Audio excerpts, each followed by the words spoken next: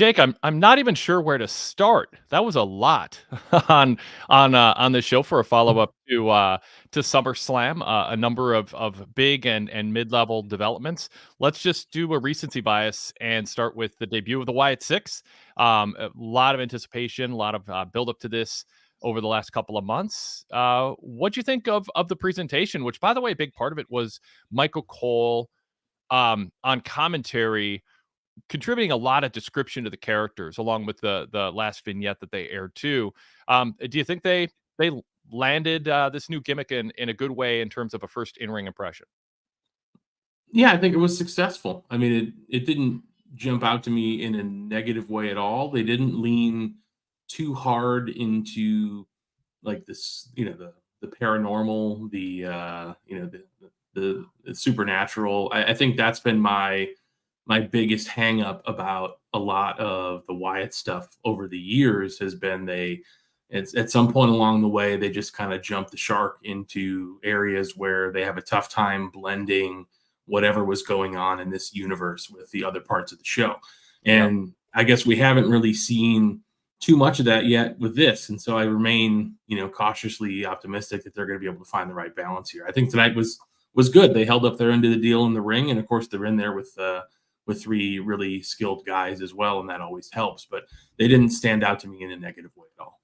Yeah. I mean, I don't want to rule out the possibility that some people thought this might be a bit of a disaster. I mean, it could have flopped. There was so much buildup, and there's um it's a tough act to follow when the first group, I mean, not that other supporting acts didn't have something to do with the early success of the Wyatt family, but Bray Wyatt was the clear-cut dominant personality. And so there's been attempts to reboot things, the new Razor and new Diesel is sort of the go-to example. Jimmy Jam Garvin replacing Terry Gordy and Buddy Roberts in the Freebirds, that never for me went well. The Freebirds didn't feel like the Freebirds without Michael Hayes. So anyway, some old references there to different things that didn't go well. I think they've done an intricate, elaborate build to this moment that set them up for the possibility of it coming up short, and it didn't. It didn't come up short. My opinion is this worked really well. I thought that Uncle Howdy at ringside presented himself really well. In the rocking chair with Abby Nikki with him, his reaction to the win, kind of his facial expression reaction matching the music. There's just a lot of detail work here that I think came together in a good way. I also think that Rowan is joined by two distinct good characters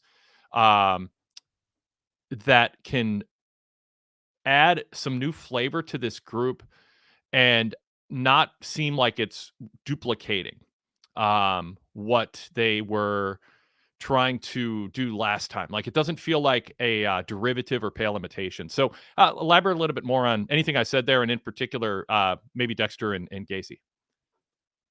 Yeah, I guess, when it comes to Rowan and Gacy and Loomis, I think the part of the Wyatt family that people typically remember the most fondly is when Bray Wyatt was playing sort of this shepherd of lost and discouraged men, right? He's Mhm. pulling people who had kind of fallen off into sort of parts of their careers or their lives where they felt lost, and he was giving them a purpose and meaning. And I think Yep.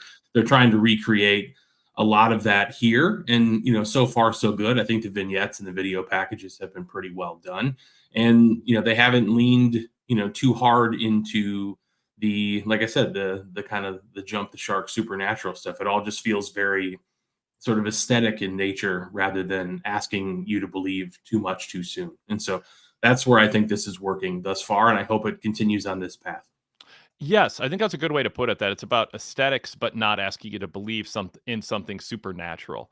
And I think they can maintain this. Is there does this at all feel like it will run out of steam anytime soon, or do you think they actually are showing an awareness of what potholes to avoid, and they actually look like they're going to avoid it and turn this into a group that can integrate effectively into this? And I say all this because Paul Levesque is the one who said in the Bray Wyatt documentary that the issue with Bray Wyatt oftentimes is he had a lot of creative ideas, and sometimes he'd go away for a few days and come back and have a completely new idea that just hit the reset button. So maybe a little frustration with that, but even more so, it just didn't ultimately end up paying off in the ring. And I think this is a group that can avoid that issue, um, and have something sustainable that fits into the universe of WWE when it comes to, we're here to ultimately wrestle matches, not create mini movies, not to create spooky videos, not to do special effects in the crowd. We have to have a payoff in the ring, and it has to be good. And that was a legit issue. Even no one less than Paula Beck expressed. Yeah, I think Vince McMahon being, the leader during those periods with Wyatt running his own creative probably wasn't particularly helpful either, because he could very easily change things last minute, or switch directions in a way that that nobody would have been pleased with or expected. I think back to that that Fiend match with Seth Rollins. I can't remember, was it Hell in a Cell possibly, where the show went off the air and it just was awful and getting booed out of the building. Because at the time they were just asking you to believe way too much. And I think that's the stumbling block that was always the case with Bray. And I think you bring up a good point that, other than a select few times that you could probably point to, the match with Bryan Danielson at the Royal Rumble, and maybe a couple of others, there weren't a lot of real gems of his in the ring. And I think they have a cadre of guys in this group that are all pretty solid workers all the way through. And so I just don't anticipate them having the same types of issues that people think of when they used to think of Bray Wyatt and the Fiend and then that whole act. And I think that Dexter Lumis might have found a good landing place for what he's good at. And if it's in tag matches, it takes away a weakness of his, which was just, there wasn't often, if ever, 10-15 minute match where it felt like it wasn't too much of that act. It felt narrow. And now he can, one, reboot it, expand it a little bit with this character.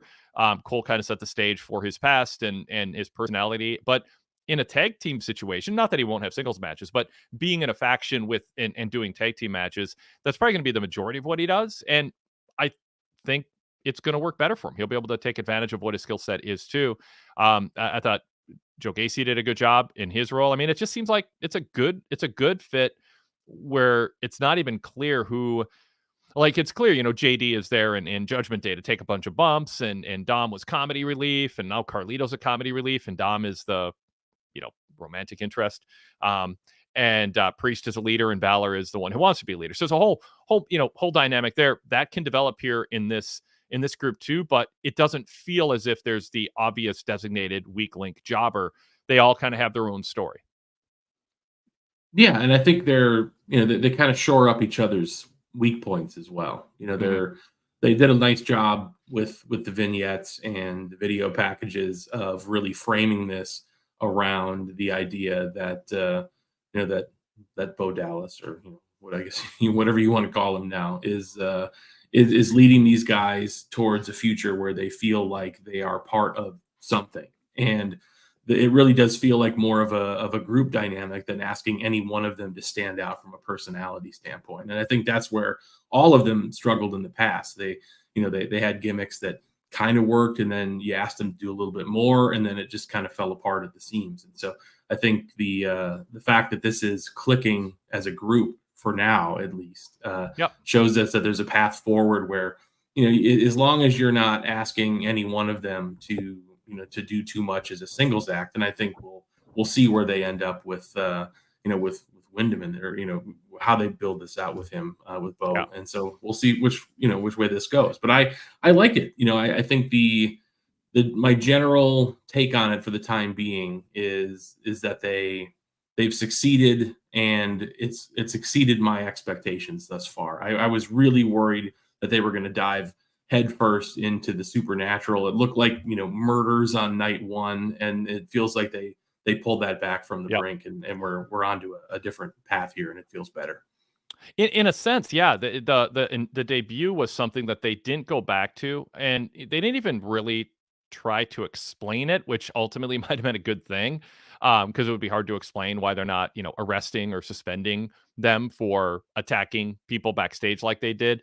But ultimately, the attack on Chad Gable, they did create a bit of a backstory for that, and now they've set up again like 2 days after SummerSlam, the first Raw after SummerSlam, they gave some meaning to this episode of Raw, or gave it something special that could have been put on SummerSlam. There wouldn't have been room for it to not be too long of a show if they did it. And Paul Levesque talked about that in the press conference afterwards, that tough choices are made in terms of which matches to include, but the length of the show is a factor. But I like this, where they take something that I think people would have thought, well, the debut of the Wyatts as a act in the ring against Chad Gable and the Creeds in a debut of their gimmick is not going to be on a pay-per-view, but instead it's going to be on a so-called free show, Raw, a basic cable show. And I think it will pay off in terms of helping Raw draw a better rating than it would have. We'll never know, because they're up against the Olympics or on Sci-Fi. That's not a typical week, but I think it's smart to do it that way. And I mean, based on the overall presentation, I think you're right when you say they're not going to go down the hocus pocus supernatural path. I'm not sure. I mean, obviously they can change their mind and incorporate that. I just didn't see that tonight, and I don't see why they would need to. It's about aesthetics and mind games. The closest they got was the Uncle Howdy video packages, where Taylor was talking to Uncle Howdy, and it ended up being more of a psychoanalysis of himself than it was supernatural. And so I think as long as they're sticking within the realm of believability, they'll be just fine. It felt good in the moment, and I think it was a lot of people were worried that it was going to be disrespectful to the memory of Bray, and I don't think they crossed that line at all. In fact, I think he did a really good job of kind of walking that really well. Cole did declare, if anyone wondered if there is an afterlife and if the dead can see what's happening, Cole said, Cole guaranteed that Bray was looking down proud. So anyone who had any questions about religion, afterlife, Cole said it. It's guaranteed Bray watched and is approving of what he's saying. I'm ribbing him a little, although I'll get to the soup comment later. That was weird. I think that they've done a tasteful job incorporating Bray into this. Obviously, having Bo Dallas, who really looked up to his big brother Bray, be part of this, and he was going to be part of it before Bray's death, I think it doesn't feel as if they're exploiting anything. I'm open to people disagreeing with that. I mean, I understand people think, hey, wait a second, this is Bray's thing. You'd come up with your own idea. Don't do some derivative of his. But I think this has been tasteful, and I haven't felt offended or that they've crossed a line in any way. Jake, has that been an issue for you at all? No, I think it's been handled respectfully. I don't get the impression that that Uncle Howdy is doing anything that he feels that's out of place. If you watched the documentary and the footage that they aired of Wyndham's funeral, and just how absolutely shattered everybody was in that scenario. I have a hard time believing that they would come to television with something that was just outright disrespectful of Bray's memory. It feels like they're taking great care to make sure that this is as much of an homage and a tribute as possible. So I've never felt like they've crossed a line in a negative way. That's a good way to put it. Okay, well, let's pause here and let's formally introduce ourselves in the show. I do want to incorporate some chat comments on our initial discussion and the Wyatts coming up in a future segment. But first, like I said, we'll kind of set the table here. This is the Wade Keller Pro Wrestling Post Show for Monday, August 5th, 2024. I am Wade Keller, the editor, publisher, and founder of PWTorch, which started as and continues as a weekly paper copy newsletter, and also the website PWTorch.com. We're approaching our 25th anniversary of that launch at the end of this year. And also the host of various podcasts, including many VIP exclusive shows just for our VIP members, including this weekend's post-SummerSlam. I almost had Survivor Series in my head there. Post-SummerSlam Roundtable. Todd Martin and Rich Van joined me for that roughly 1 hour post show. We've been doing pay-per-view post shows for going on 20 years now. So if you're a VIP member, you can go back and listen to 20 years worth of post pay-per-view shows for WWE and now AEW and TNA and ROH in the mix. Also, you can become a VIP member through our main website. You can get information at pwtorch.com/govip. You can also get a free 7-day trial on Patreon by going to patreon.com/pwtorchvip. That has some lower price tiers if you want to dip your toe in the water with some benefits or go all in for a the full lineup of VIP podcasts. Our logos are on the screen with some of the VIP exclusive shows. And if you do a full VIP membership, then which is not available on Patreon, you get access to our 35 years of our 35-year library of back issues of the newsletter, full on-demand access to our past podcasts, and hundreds of retro radio shows from the 90s. A lot of cool stuff. It's all explained at pwtorch.com/govip. But we are here tonight to talk about Raw in the follow-up to SummerSlam. I know one person in the chat room said this is the best Raw of the year. Like I said, certainly a lot happened, and we have a lot more to talk about. And the person joining me, Wade Keller, to talk about that is Jake Barnett from ProWrestling.net. Jake, great to have you on the post show on camera here on our live YouTube feed. Yeah, always a pleasure to be here, Wade. Glad to be with you.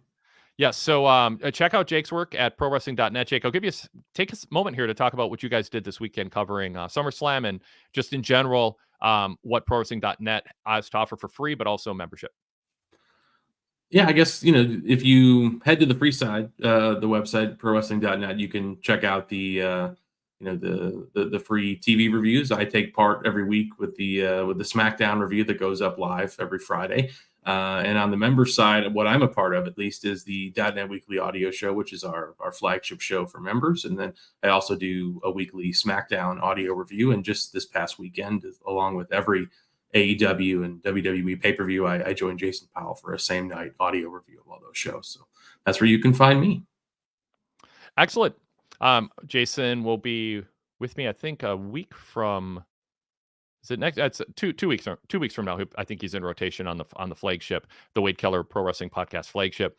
By the way, if you're watching us or listening to us on YouTube, thank you. But you can subscribe to our podcast too. I know for a lot of people, they like to have the option to just hit download and listen on their podcast app. So search Jake, you're nodding. So search Wade Keller on your podcast app to subscribe to our podcast feed, the Wade Keller Pro Wrestling Post Show. If you search Wade Keller, you'll not only see this red logo pop up, which includes our post shows after Raw, Dynamite, and SmackDown, but also some best of shows from 5 years ago and 10 years ago and other bonus content that is podcast exclusive. Also, when you search Wade Keller, the blue logo show will pop up. That is our main podcast feed that includes the weekly flagship show.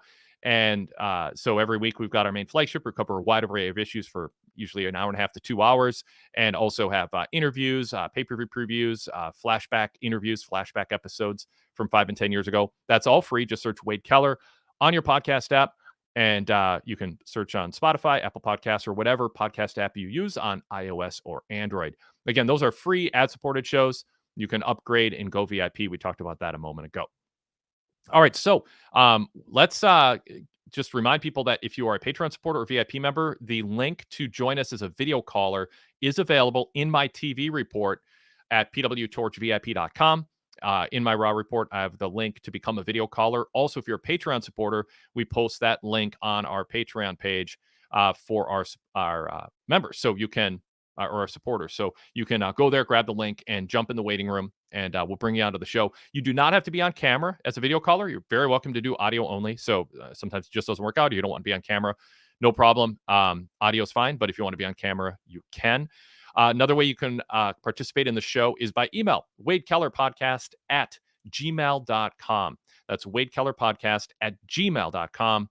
You can send us your comments, your questions. You don't have to watch live our YouTube show in order to participate in the show that way. As long as you watch Raw, Dynamite, or SmackDown, you can email us during those shows. That also is an email for our flagship. So if you have questions for tomorrow's flagship or topics you want to bring up or a rant or anything, use that email address and we might include you in this week's flagship episode. And sometimes we do special mailbag episodes too.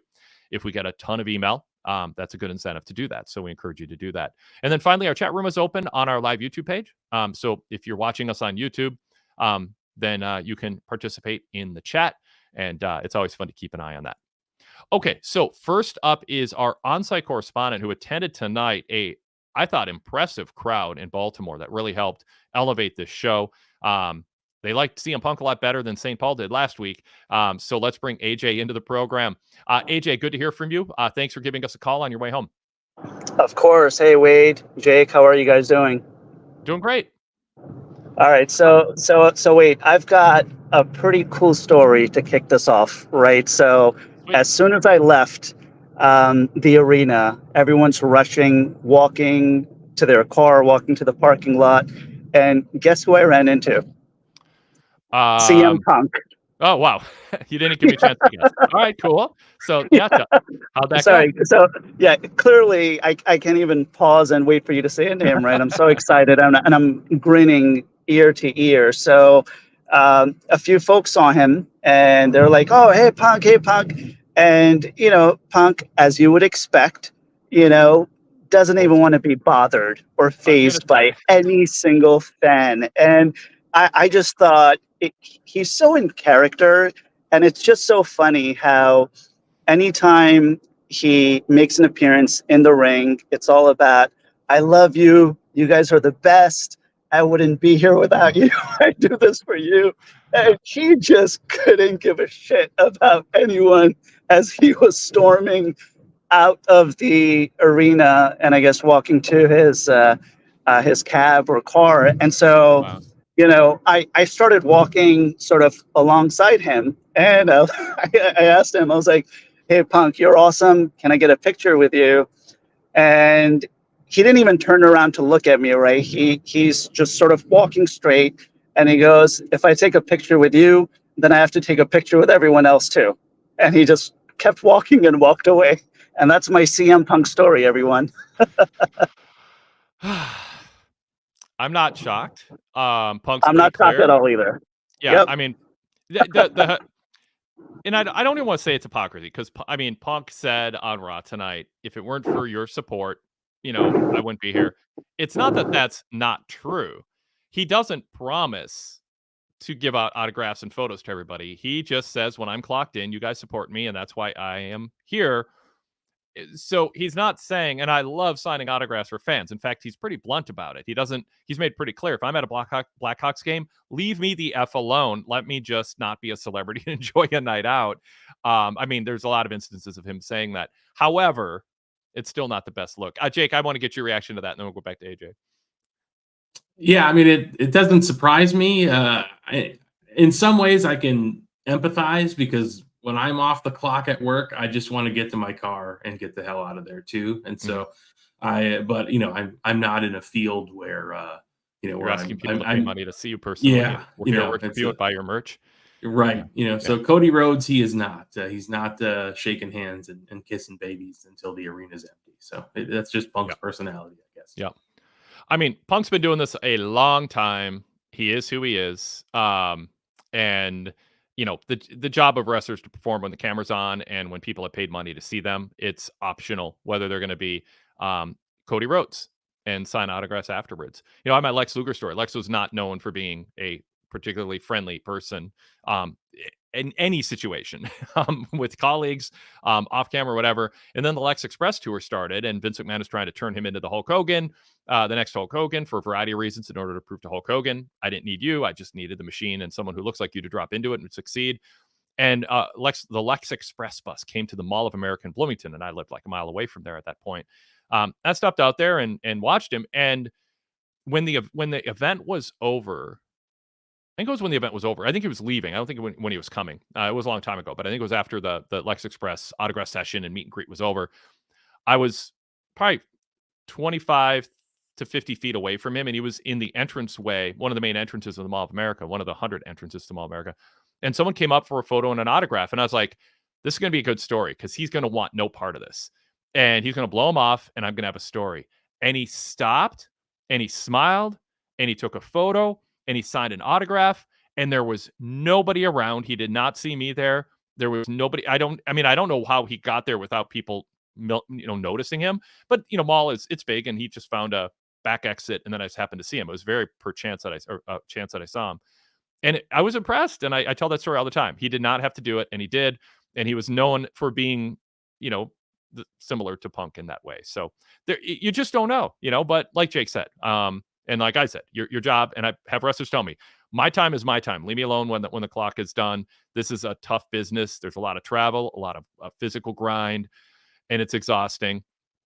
And frankly, there's times if I bump into someone at the grocery store and they're like, you know, want to talk to me about wrestling. It sometimes, I mean, I shouldn't say this, it's the last thing I want to talk about. I mean, there are times where I do a lot of podcasting and my mind is elsewhere. I'm thinking about life or some hobby that isn't something that I follow as part of my job. And, you know, and I respect that of other people I see. You know, if I know some people in sports writing, and I try to be cognizant of not going up to them saying, hey, I bet on your night off here, you want to spend 45 minutes listening to me give my opinions on the thing that you talk about or write about full time. So I'm defending him a little bit or quite a bit, but it's a story. It's on brand. I'll just, you know, leave it there. Anyway, AJ, thanks for the story and thanks for indulging our reaction. Yeah, no, but for sure. And look, I'll say this, Wade. I'm not offended, and he wasn't rude or anything. He was just exactly what you would expect. And the reason I actually decided to go to the show, I just got my ticket this morning, actually. So I live an hour away from the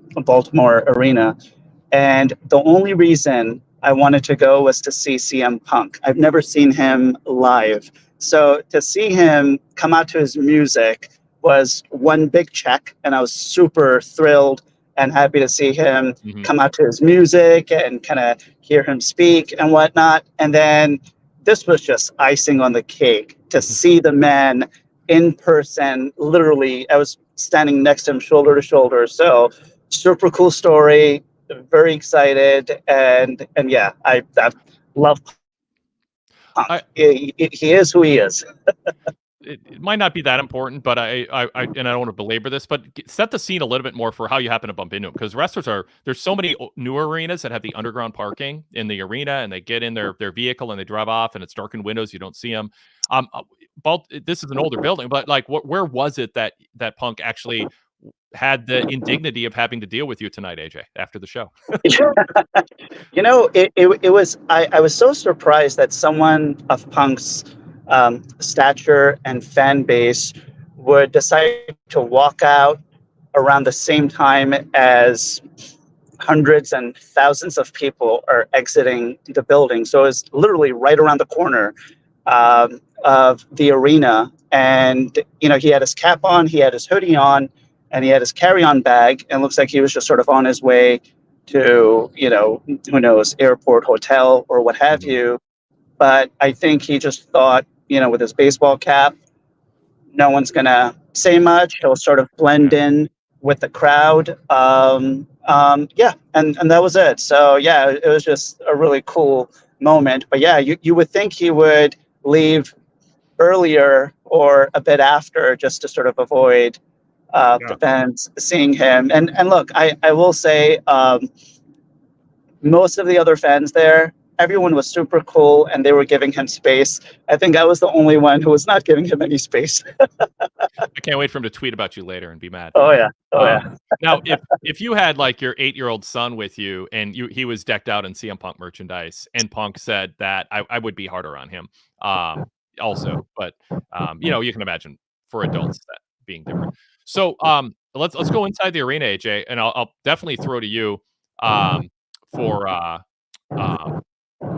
for your kind of the things that stood out to you. I'm going to mute you when I'm talking to you just because there's some wind. But I want to get we're talking about CM Punk. I thought his reaction tonight was great, and it came across on TV as a huge pop. Last week in St. Paul, certainly less so.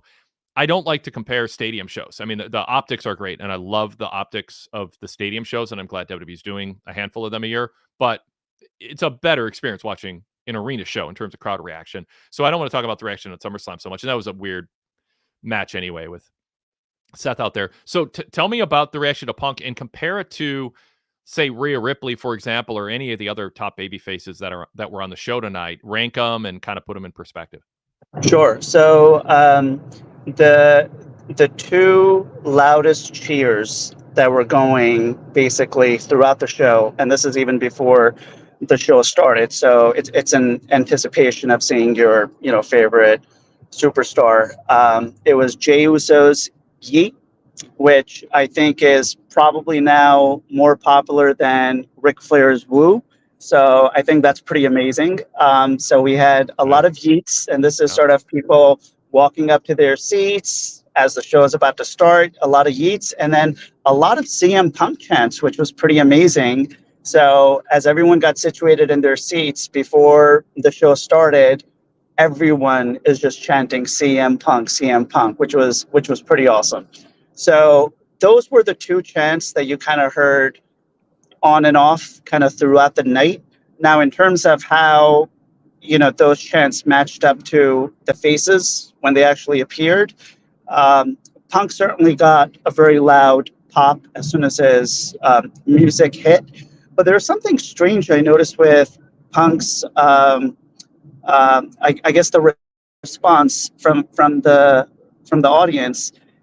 Everyone got up when his music hit, huge pop.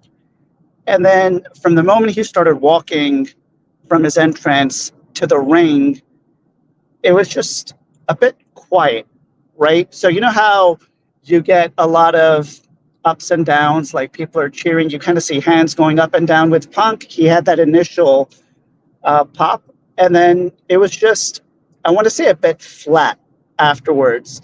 In comparison, when Seth came out, I think Seth's pop was actually a little bit bigger than Punk's. Okay.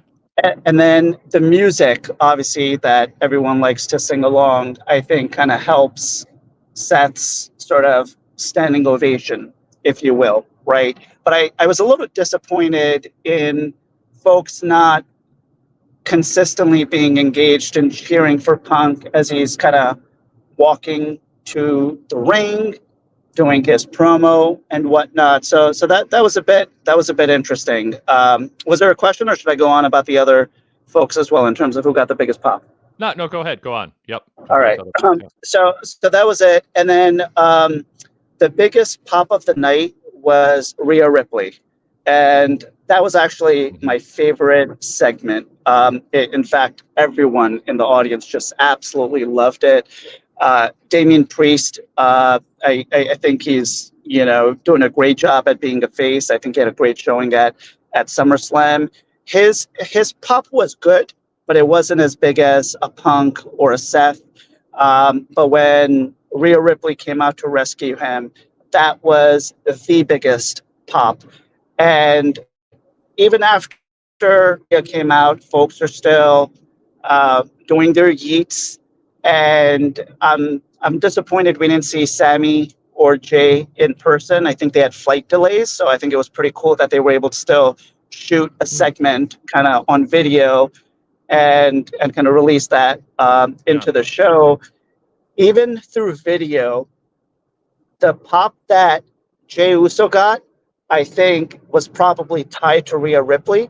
And if not stronger, and had Jay come out, Wade, I think his pop would have been stronger than any of them. I mean, the fans that were there, most of the merchandise I saw, I think 30% at least, was Jey Uso's Yeet merchandise.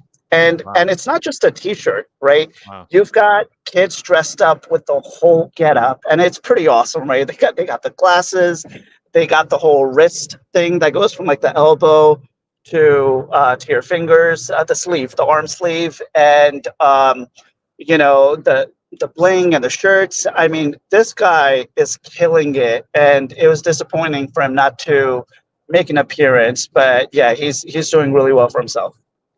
How did Damian Priest compare to Rhea, Jay, Punk, just relatively speaking? It seemed like my interpretation, and I wrote this in my TV rundown at PWTorch.com tonight, is that Priest didn't get anywhere near as big of a babyface pop as others, but as the match went on, he earned a pretty sizable increase in positive reaction. Is that what you experienced? Yeah, no, absolutely. So the more they saw Damian Priest, the level of respect and applause just grew. I thought his opening segment was really good, where he just rushed in, right? All about business, grabbing the mic, calling out Finn Balor, And there's a part in the opening segment where he goes, "You guys are my family," or Finn Balor, now sees that my family has grown. That got a big pop. But what was interesting was, as good as that segment was, and it was probably the strongest pop Damien, I think, has ever received, even though it's not at the level of, the Seth, Jay, Rhea, and then it was still a good pop for him. What was interesting was that segment, the video segment he did on JD, sort of a half hour later, which clearly is, probably rehearsed. He's probably more comfortable sort of speaking with more passion and fire. That got a huge pop inside the arena. So hopefully he gets more comfortable, Wade, in terms of speaking out in front of the crowd with the same level of passion. But that second video promo on JD, that was received very well. And I've never been a huge Damian Priest fan, but when I saw him against Gunther, I thought Damian Priest manhandled Gunther and totally dominated him. And I mean, the fact that he made him bleed, I thought that was the match of the night at SummerSlam. And the one thing I've picked up on Damian, which is pretty amazing after seeing him wrestle today against JD and with Gunther a few days ago, is when Damian Priest punches you or gives you a chop, he does it in such a convincing manner that every time you hear it, and it is loud, and it just feels so impactful. And he did it consistently against Gunther, where his chops and his punches, you could just hear it more. And I think the way he just plays it, the performance aspect, I thought was even stronger than Gunther. And against JD, that really, really stood out. Now, I will compare that to, and I want to get into this as well, the Wyatt 6 at the end of the night. You could tell that all of these wrestlers are very green from a performance standpoint, because it's almost like we were watching the match in mute. Like, as they were attacking each other, as they were punching each other and kicking each other, you couldn't even hear anytime contact was made, and you know the tricks, right? You kind of have to slap your thigh when you do a kick and stuff like that, right? So with Damian Priest, I think he's mastered that aspect, which I think elevates his performance. And that's something the Wyatt 6 really, really need to do, because that match became a bit of a snooze fest at the end of the night. Interesting. I will say, as he praised on Priest, I want to give some credit to JD McDonough, who took just great bumps tonight. He just takes such a great beating. It's why, I mean, I think he's been a star of some of the backstage segments in with Judgment Day. It's a nice ensemble group, and he's earned his keep in terms of his reactions to things and just being so immature and juvenile and all that. And I think he just strikes the right tone as a character. But his bump taking for Priest made Priest look very different than he looks against Gunther even. And Gunther's a great opponent because it's a much more physical, formidable person. But the bumps JD took were just top shelf. I mean, like Ricky Morton level, like just small guy taking a hard bump. So Jake, you're nodding along. Jump in on that, and then I'll throw it back to AJ. The choke slam at the end of the segment, where after the Rhea save, was that was the damnedest thing I've seen on a televised choke slam in some time. I think he took a header off the announce table too when he did that suicide dive to the floor. Yeah, I want to know if that was intentional or not, because it looked accidental, like it just was a little bit off, and like he could have poked his eye out on the corner of the table, or hit his head in a spot that doesn't have a lot of give. But I wouldn't put it past him to be like, hey, I got an idea. I'm gonna just bounce off the end corner of this table when you move slightly out of the way. That was quite the bump. Just the way he took a bump on the side, kind of that side elbow forearm that Priest threw. It just, he's great at what he does. He has a very specific role. There's no shame in not being a tall main event world champion level guy. There's room for all kinds of people in different roles in WWE, and the role he's in, he's playing that role really, really well. Jake, let me throw to you if you have a question for AJ about his experience tonight. Yeah, I'm curious about the live reaction to Odyssey Jones. There was a number of kind of high impact segments, but that one was probably the most unexpected for me. So I'm curious how that was received live, because it seemed a bit quieter than everything else on TV. But I mean that sometimes that can be deceiving. So. Yeah, no, it was received really well, Jake. So I have to say the crowd was really into everything, which was awesome, right? They were responding exactly as WWE would expect them to. Cheering for the faces, booing the heels. I mean, they were playing their part well. I think for Odyssey, when he showed up, he was welcomed by the fans. That they loved his size. They absolutely loved the part when he picked both of them up at the same time and took them down. I don't think anyone has ever witnessed anything like that. So I think that earned him huge props from the crowd. And that was pretty cool. So I think everyone's impressed by his strength. And it was actually funny when he came out. There were folks around me just sort of trying to figure out who this guy is. And one person behind me goes, "Is that Biggie? Is Biggie back?" And then there was another person who was like, "No, that's not Biggie. That's Mark Henry's son." And they're both wrong, but so yeah, no, it was received well. That's cool. By the way, was there anything before or after Raw that you were there for and could report on? Yeah, before Raw, they had their main event show, and they had Pete Dunne versus Tozawa. And then they had ladies match. It was Ivy Nile versus someone else. I'm not familiar with the female superstars. So there was a female match after that, and that was it. So those two matches, and then they kicked off with Gunther.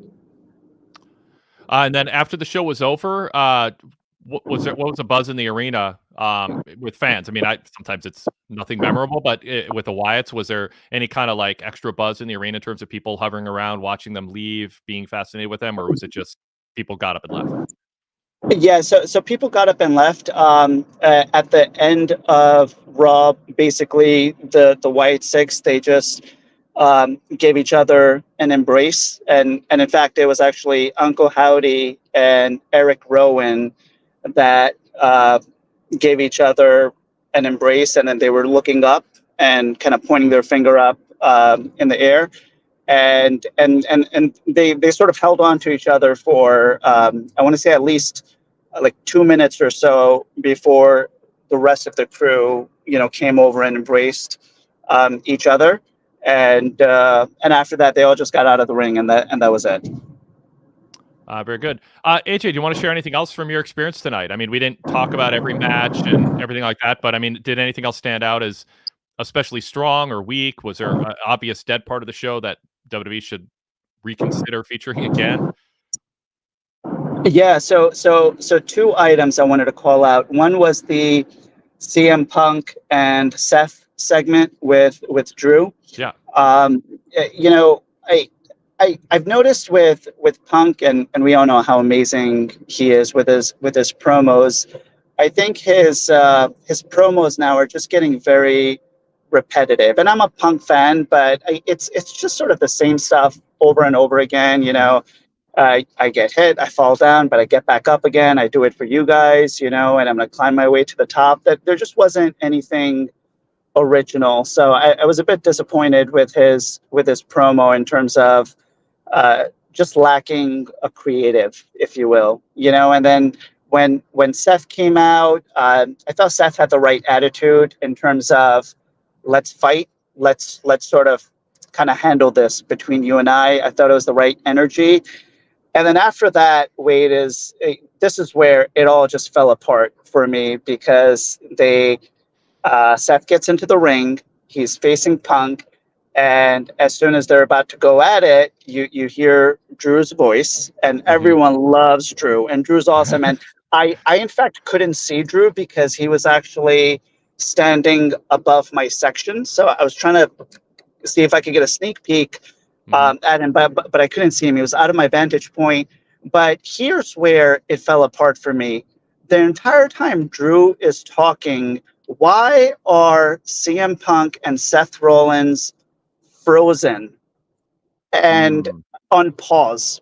And it was just so awkward and bizarre. Someone of their caliber, someone of their stature, and you just can't help but think about the masterful and tremendous Bloodline story and performances where every wink, every eyebrow, every posture was carefully enacted, right? And here you are, and they're just frozen, and they both look like idiots. And in fact, Drew even called out saying, what? Why are you guys just staring at each other? Yeah, so I just thought it was a big miss, and it just shows that the creative behind the Bloodline, and I don't know who gets credit for it, Wade, honestly. I don't know if it's the writers. I don't know if it's the same writers, but you would think as performers, if Seth is in an angle or Punk is in an angle,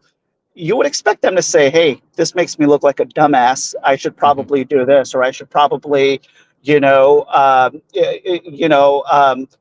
tackle him or take him down or do something to look after your own character. So I was actually disappointed in both Seth and Punk for just being lazy and just staying on pause. I thought that was a really awkward part of what should have been a cool segment post SummerSlam.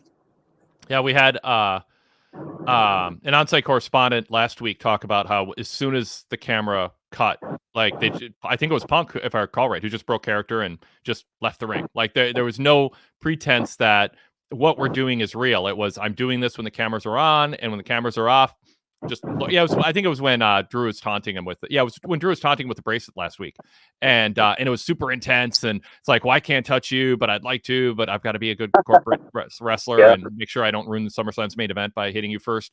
I thought it was a bad look for Punk. They put him in a bad spot there. But as soon as the segment was over, he just exhaled and turned around and left. Like there was no sense of remaining tension, and I don't like that. I mean, I think it hurts for the fans. They've got, these really good crowds. They should make sure they know they're putting a show on for them in addition to the TV audience and see it through. But it's not a big deal, but it's I don't like it. AJ, right. Anything else real quick you want to add? I don't know if you got to the points you wanted to. Yeah, just one last thing on the Wyatt 6. So I don't know how it came across on TV.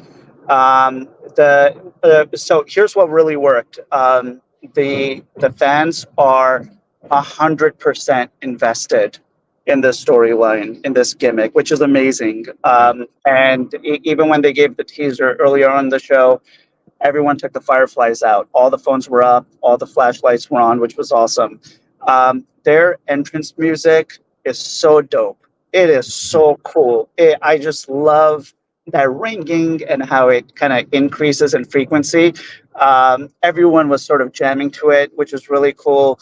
What I didn't like about it is I was hoping in this match they would, one, sort of dominate Chad and the Creed brothers and portray themselves as more than just human, if you will. I thought I want to give it some more time. I've learned from Jason from Australia to not be so critical and give them a chance. They've got something in mind, so I want to be patient with kind of where they take this. But I was sort of hoping, you remember when Bo Dallas got whooped by the Creed brothers, and you were like, all right, this makes sense because he doesn't have his mask on, his persona on, right? And that's what gives you your magical powers, if you will.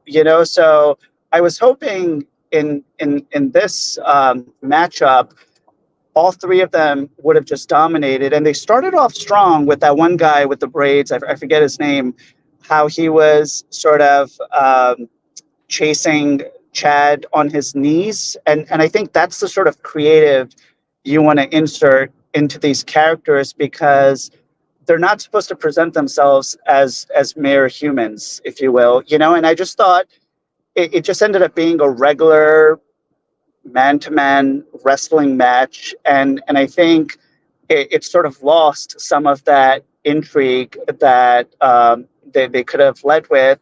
And one other thing I think they should absolutely do here is do not have these guys wrestle in full light. I wish it was a darker setting so that the mystique could still be kept alive. And it doesn't need to be pitch black, but keep it dark. Maybe do those red lights that, Bray's done.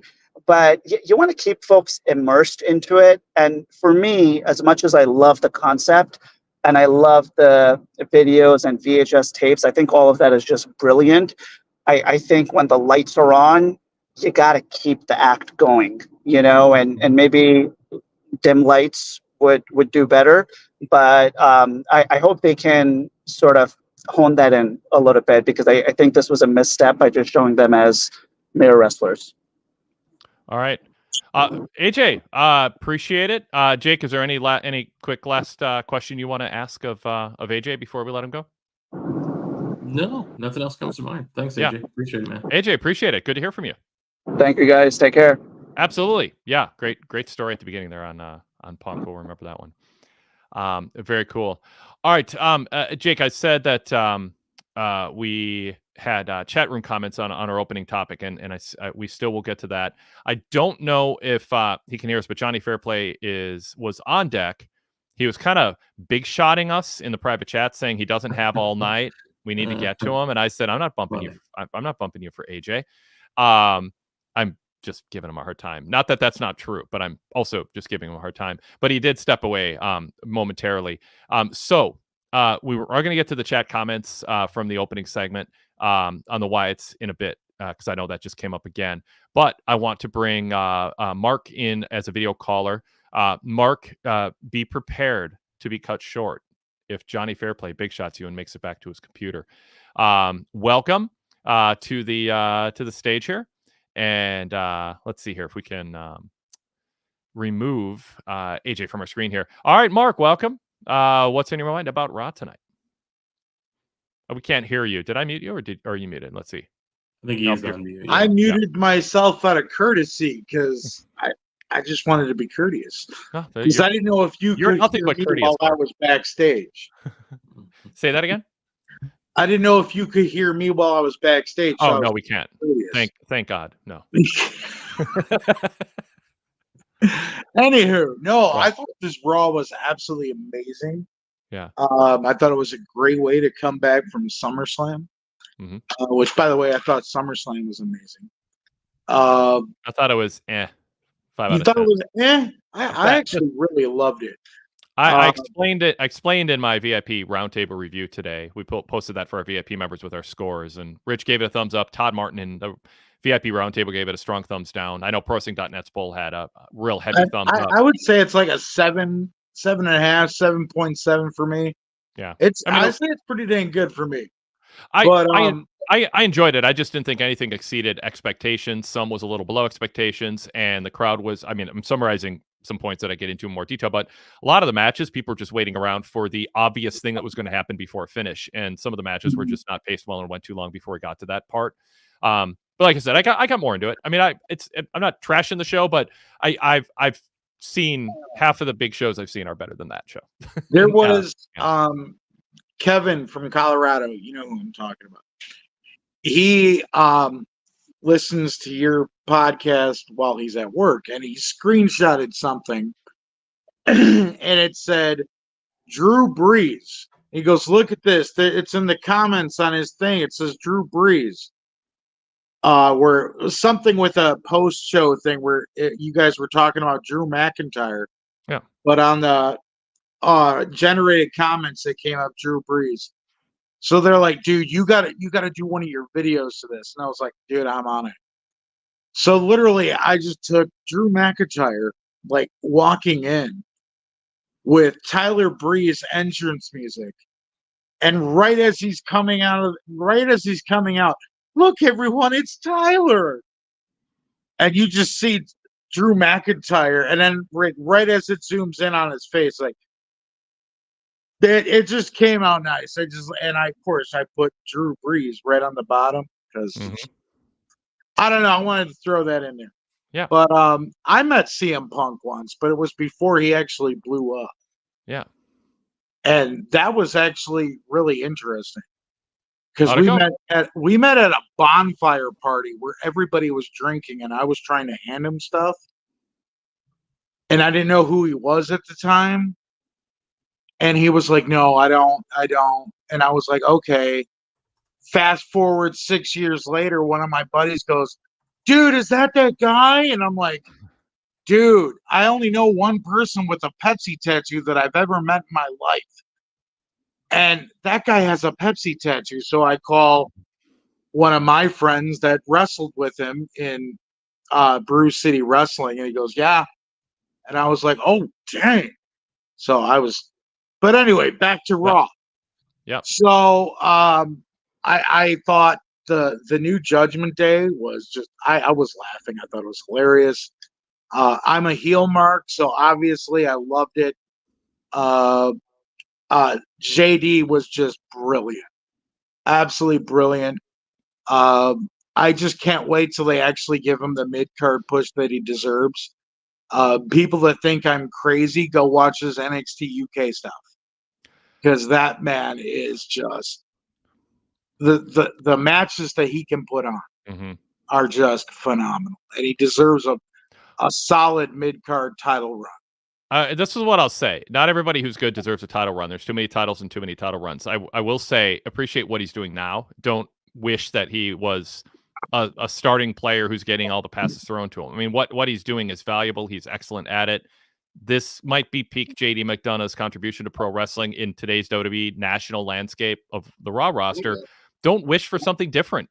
Enjoy it. He's doing really well in his role. I love it. I love it. I don't mean you. I just mean largely to the audience. Like, enjoy what he's doing well. What I'm saying is, the people that are seeing this that are not real, that don't dive into wrestling, should really go and take a peek at his NXT UK. Oh, for sure. Because you're going to see a lot of what he can really do. Because he is so talented, just like Pete Dunne. Yep. And I love Pete Mark, Dunne. I'm not denying. I'm not like disputing that he is great and can do other things. I'm just adding to it just because he's losing and he's selling and he's being portrayed as doing exactly what he's being paid to do right now, selling everything. Yeah. And his talent is on display even in this role. So but I think as far as, like I said in the comments, it's dude, Damian Priest just looked like he like, as far as everything, he just looked soft. Like, not saying that he weak compared to JD. It's just like after the match, it was like, oh hey, look, here's Rhea, and we got Damian Priest over here. It looked like more of the focus was on Rhea compared to JD. So, Mark, I want to bring Jake in and get your take on that. A lot of people praising Priest in the chat room. I thought in our AJ Ironside correspondent said Priest won over the crowd as things went. Talk about the follow-up to Priest here coming out of SummerSlam and the fact that he lost the title. The commentary, talked about that and just said, I can't remember if it was Cole or McAfee, but just said, he might look stronger. He might be having one of his better performances despite losing the title. So how do you think they did in terms of following up with Priest? Because that's one of my criticisms of SummerSlam is I think that Priest should have lost clean just to get a clean loss on that show. And because the focus wasn't enough on Gunther. I'm not worried about Gunther. I just think they could have gotten both. Make the focus at SummerSlam about Gunther's win, have Balor turn on Priest either afterwards or later. But it is what it is. Jake, evaluate what you saw tonight from Priest and the kind of booking arc of him at this point. Yeah, it was interesting. You know, the conclusion of the SummerSlam match was essentially him glaring at Finn Balor as he was passing out in the sleeper hold. Yeah. And so, I think the direction was clear, that he was moving away from the world championship. He likely wasn't going to get an immediate rematch with Gunther. And that became pretty clear tonight. I guess points in his favor are that I think he showed good fire, which is something that he's been ramping up over the last couple of months. And when it was clear that he was going babyface, I think his performance with Gunther over the last month, on our way to SummerSlam, I thought was some of his best stuff, character work wise, on the main roster. And so I'm optimistic about where he can go. I think the biggest obstacle in front of him is that, the new Judgment Day. I mean, and this is just, obviously my personal opinion. It feels like it has like this goof troop sort of atmosphere to it, where there's nobody in that faction that has been portrayed in a way where you're like, okay, this is a serious singles competitor in the ring. Like Finn Balor's been beaten a million times. JD McDonough, we've been praising his work, but he loses every match that he's in. Dom is the epitome of a chicken shit heel, and Carlito is a comedy act essentially. And so, the Judgment Day is what it is now without Priest and Rhea, and I think they're calling them. Was it the Terror Twins? I think they quickly branded them on WWE social media. Are you on mute, Wade? I think if you're talking, I can't. Yeah, I just said I didn't pick up on that. The Twins, okay. Yeah. I think that's what they were. What they were casting them as. And so I think if Priest has any immediate issue going forward, it's that they want him to be perceived as a fiery top level babyface, but he's feuding with a bunch of guys who don't feel like they're on that level at all. And so I think that's my primary objection going forward. And I think he does look a little soft getting, beaten down by them, even being outnumbered, because it feels like we've seen other wrestlers toss them around without much difficulty over the past few months. And so I like Priest. That's my fear for him. And I do think just, based on the crowd pops alone, that Rhea is a much bigger star than him at this particular moment in time. Yeah, I think Priest had a really good night, but Rhea's a bigger star. And I think Priest and Rhea together against Dom or Balor and Liv is going to work well. Yeah. They could do both. Do you think they're going to do Balor just to add more credibility, or do Dom, because you got to do Dom and Liv against Priest and Rhea? That's where the money is, just in terms of the heat and the bump taking and the promos and the anticipation from the fan base. Even if people see Dom as a weaker link compared to Balor, I assume that's still the case. Yeah, I still think you're going to have the rest of Judgment Day flying around on the outside of the ring. That's going to be a part of that. And so I think they'll all be involved, but the match absolutely has to be Dom and Liv. Yeah, there's no other money match there. Yeah. All right, Mark, we do have Johnny Fairplay trying to get back into the game here, but we'll throw to you and get a follow-up here. Just be a little brief with things, because I don't want to go too long tonight either. As you notice, I'm on a little bit of a vacation post-SummerSlam here up at the cabin again. Well, your cabin looks nice, man. One thing I do really want to say is I love how you're doing everything on YouTube now. Dude, because I'm a visual person, so I just love how I can see everything. It's just, cool. I love it. Thank you. But, it's just with everything, I got to say, the Wyatt 6 to me, I thought was just brilliant. But as far as my Damian Priest comment, I said it in the chat. I don't know if anybody saw it. Jake kind of said it better than I could. Like, literally. That's why he's a co-host. Yeah, he took the words out of him. I'm like, yeah, that's kind of what I meant to say, but he said it better. So anyway, but I've been a Joe Gacy fan since he was in NXT, and I loved him when he was in CPW. And now that he's on the main roster, and I'm like, okay, now you guys can see what I've been seeing. And Mark, be specific. What'd you like about him? Tell people who haven't seen his work what okay. What can I say?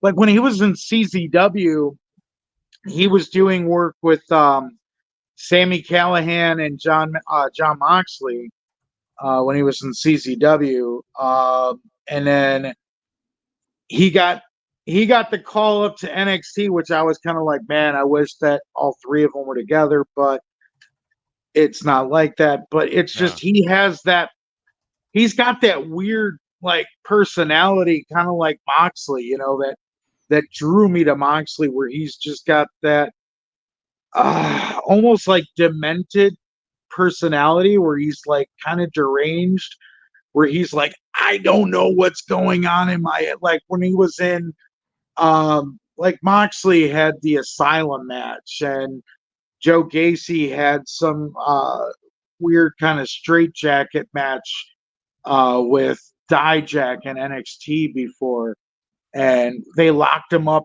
in some kind of prison cell in NXT. I mean, that's the kind of, and he loved it in there. Like when they did the vignettes with him in there, he was like, yeah. Like that's the kind of person that Joe Gacy is, and that's the kind of wrestlers I love. The ones where they have all the onion layers, where it's just like, okay, there's this, but and then a little bit later on, you peel another layer, and you're like, oh, there's another side of them. Cool. And there's just so many different things you can do with their character. Yeah. And that's what I like about Gacy. I hope they do that. I hope they do that in the Wyatt 6. I mean, I don't want to call him a side character. I hope he ends up being no. A And the character. one flip thing that he did that looks similar to what Bray used to do, that's something that he's been doing for a long time.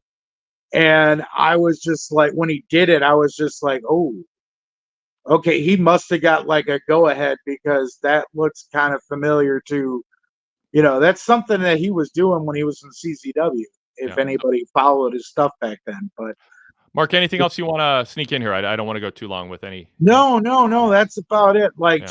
I mean, what were your guys' opinions of Joe Gacy? Jake, jump in. What'd you think? I've always liked Joe. I've seen him much like Mark going back to CZW, and I thought, he very much, I guess if you're going to call him something with Moxley, it's like, disciples of Mick Foley to an extent, where they feel like a very, you could kind of follow the chain of evolution from what Mick was trying to do years ago with what Joe and Moxley are doing now. And so I'm hoping that they can find the right mix with his character. I'm getting a little feedback. I don't know if anybody else, if you're hearing that way, but I'm hearing a little bit. I muted you, Mark, just to let Jake finish in case the feedback was due to anything going on with you. Go ahead, Jake. Yeah, I just that was where I see the parallel and where I think Joe can find his groove, but it really comes down to character work. I think they never quite found the right gimmick for him in NXT, and this one seems like it's much stronger than what he had down there, and hopefully they can add layers to it as they go, because I think he could be a meaningful singles contributor if that's where they want to go with him down the road. All right, cool. Mark, any quick closing words? We got Johnny Fairplay ready to take your spot here. Yeah, well, I saw the comment where they were like, I hated the Schism gimmick. Yeah. Which, I really thought the Schism gimmick could have took off. But you had the grizzled young veterans that they really didn't want to be there. They didn't even want that gimmick thrown on them. And so, I really felt Schism was just doomed from the start. When you had a tag team, now I'm not saying anything bad about grizzled young veterans. They're a phenomenal tag team. They're one of my favorites, but you put them in a position that they didn't want, and you're trying to push a guy like Joe Gacy with 2 stars that don't want to be there, and then you throw someone like Ava in there that you want to push, and now you got Ava just now you got her as a GM, and it's like, I wish I could see more of Ava doing something other than a GM. Yeah. All right, cool. Mark, appreciate the call. No problem. Thanks. Enjoy your night. All right, let's bring the one and only, thank God, Johnny Fairplay into the program. Johnny, welcome. Good to see you. How's it going, guys? Good. Your computer crashed?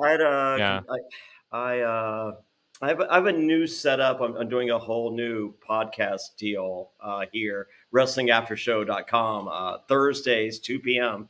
Check it Johnny, out. you took way that was 6 seconds before you got to plugging yourself. That's way longer than usual. So can I say something really honest and really It heartfelt? depends. It depends. Yeah. So okay, sure. Heartfelt is, but yeah, honest isn't always good. Sometimes it's unwelcome. This is honest and heartfelt.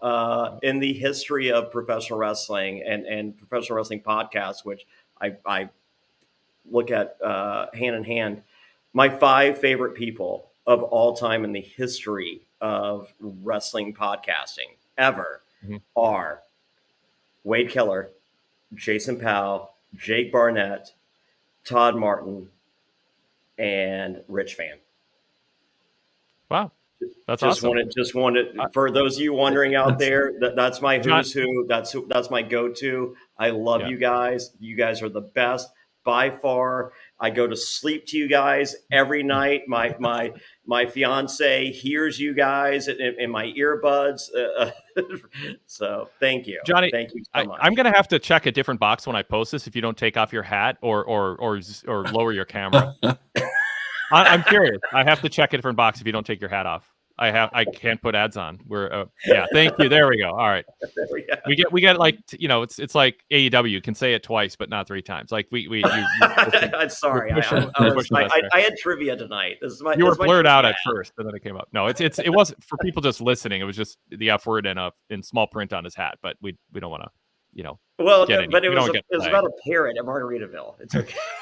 Yes, context is fine. I'm just saying. I don't want YouTube to flag us and give us a 1 year timeout or something. So what you called us for a reason other than plugging what's going on with you. Although you'll probably go back to that, which is fine. But what's going on? What do you think of Raw? Well, no, I just want to give a shout out. Like, this is my first time interacting with Jake Barnett, and I love him. Cool. Like Jake Barnett, your voice and your wisdom is one of my absolute favorites. Wade Keller, you're a pioneer in this whole thing, and Jason Powell has carried the torch from you literally. And Todd Martin, who doesn't love Todd Martin yelling at you on the fix every week, and the Rich Fan is well, okay, well there's one guy, but no, you guys are my favorite 5. So I just saw this opportunity, and I just wanted to say thank you for what you guys do, and I've been looking forward to the Wyatt 6. I as I said, I was at trivia earlier, so I missed a little bit earlier. I saw Seth Rollins get demolished by Bronson Reed. I love that. I think they got the sky's the limit for that guy.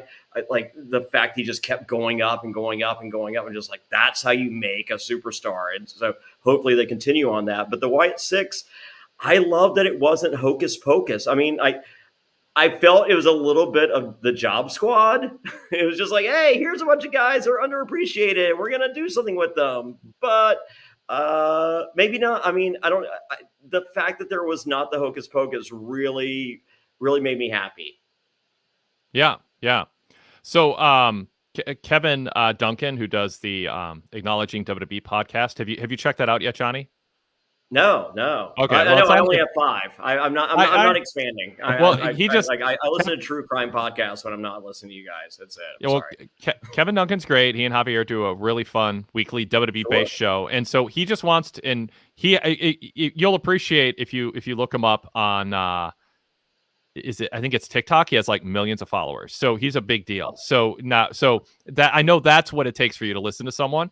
His videos are awesome. He deserves that following. So he wants to know what he has to do to get in the top 5. And I want to know who's most likely to get bumped if you like Kevin Duncan. Now, you don't have to answer that on air, but I want you to ponder that. If you Jake is the first to get bumped. Oh, man. Yeah. Sorry. All right. No, that's fair. Totally fair. That'd be Jake's answer. No, because I hang out. I see Rich Fan, whenever he's in North Carolina. Jason Powell is he hooks me up with fantasy football picks. Wade, you've been there from the beginning, and Todd Martin hooks. I win a lot of money betting on his. For those of you that are not premium members or whatever the VIP is on PWTorch, Todd Martin gives you free money on UFC picks every week. Just pay attention, folks. Cool. Well, every week he's got you a lock. Just pay attention. Very cool. Jake, do you have anything you want to say to Johnny now that he's put you over so strong? Oh, I have no idea what to say. Yeah, I guess so you haven't watched any of Raw? You said you saw Bronson Reed, right? Well, no, I saw the Bronson Reed and I saw the end. Like as I said, I missed the beginning. I will show this. Can I do a little show and tell? If I mean, this is just for Wade and Wade only, and Jason Powell, if he's watching later. Yeah. I collect. So my vinyl collection is behind me. It's pretty amazing. But Yeah. boom. Oh, nice. On vinyl, Nice. impossible to find. My son is oh, that's cool. My son's 15 and he brought a box of his vinyls. He's ordering vinyls and that's his big thing now is collecting them. And so he was showing me earlier what he brought to the cabin. Made. Wow, look at all those, man. That's incredible. That's a nice array. I think Johnny's computer might have died. His battery died earlier. I don't know. He locked up. Well, I'll remove him and keep an eye on him if he comes back. But hey, if we end with a show, that was a impressive array of vinyl that he was showing off there. Okay. I did want to talk about the Bronson Reed thing for a second. Yeah, absolutely. I think it's just an interesting kind of case study in how, just due to the way that they have people kind of always simmering on the back burner, that it seems like WWE does a better job of getting somebody over in a week or two than other television promotions do at this point in time, where it feels like they're one big angle from somebody being featured in a major pay-per-view match and being over with crowds. And maybe that's because it seems like crowds are so receptive to everything that WWE is doing at the moment. Maybe they have a less of a hill to climb in some regards, but it was instantaneous. People were into Bronson Reed overnight. Social media was blowing up with people complimenting his performance, and so I think that's a testament to to how I think they could do the same thing with Pete Dunne, and they could do the same thing with JD McDonough if they choose to. It wouldn't take much to get people on the next level if they wanted to be there. Let's go to JB from Detroit who commented on that. He said, I thought that Bronson Reed did a great job at looking like a true monster tonight and got the appropriate appreciation from the crowd. I think a quick bridge feud for Reed and Rollins culminating in Berlin is a perfectly adequate relative to the Raw ecosystem at the moment. Although know that Michael Cole and Pat McAfee mentioned the cops, I think further repercussions have to at least be brought up by Pierce. And a side note, crowds are really annoy me with those one more time chants. Yeah. I think that's worth mentioning is if you're in a building and a heel's doing great work against a babyface and, it's pulling a lot of the crowd in, don't cheer for the heel to do it one more time. That's just, you're part of an obnoxious trend in wrestling that's gotten worse. Jake is nodding along to me. You can do what you want at the shows, obviously within reason. It's a free country. I'm just frowning on it, officially frowning on going against what the wrestlers are doing out there. I mean, I think it's not every wrestler feels this way, but not every wrestler understands this business particularly well. I'll just say some are good athletes who think it's all about getting any crowd chant means you're over, or a catchphrase being over. But honestly, it's kind of like heckling a comedian. I mean, when you start telling a heel to one more time because you want to see a cool move. Jake, what do you think about that? No, I'm totally in agreement with that one. I think participating in the show is important as a fan, but I think the hijacking the show has become an obnoxious aspect of how people have started to behave in pro wrestling shows, mostly due to social media. I think that's kind of part of the the era that we're in now, is these trends take off and people people just enjoy making themselves the show, and that can have negative effects on how the show is booked and how performers are perceived. It's kind of a bummer. Yeah, I mean, it's you might think wrestlers are appreciating it because you're reacting. You might think it's cute and fun. And again, you can do what you want. I'm just giving it the official frown. I think it's disruptive and disrespectful. And it's like heckling a comedian because you think they want that and they're part of the show. And my understanding is comedians generally think you're ruining the show and you're drawing attention to yourself, and you shouldn't do it. All right, cool. Let's. I'll go back to JD's email and we'll get to some of those chat comments too. I want to bring Jason Australia into the program now. Jason, welcome. Good to hear from you. What are your thoughts on Raw tonight? What stood out? An eventful show. Very eventful show. I really enjoyed Raw and I really enjoyed SummerSlam. I was listening to the roundtable discussion with yourself, Todd Martin, and Rich. And look, the roundtable discussions for the pay-per-views are worth the VIP price alone. So if you're not a VIP, you get detailed, insightful analysis for everyone out there.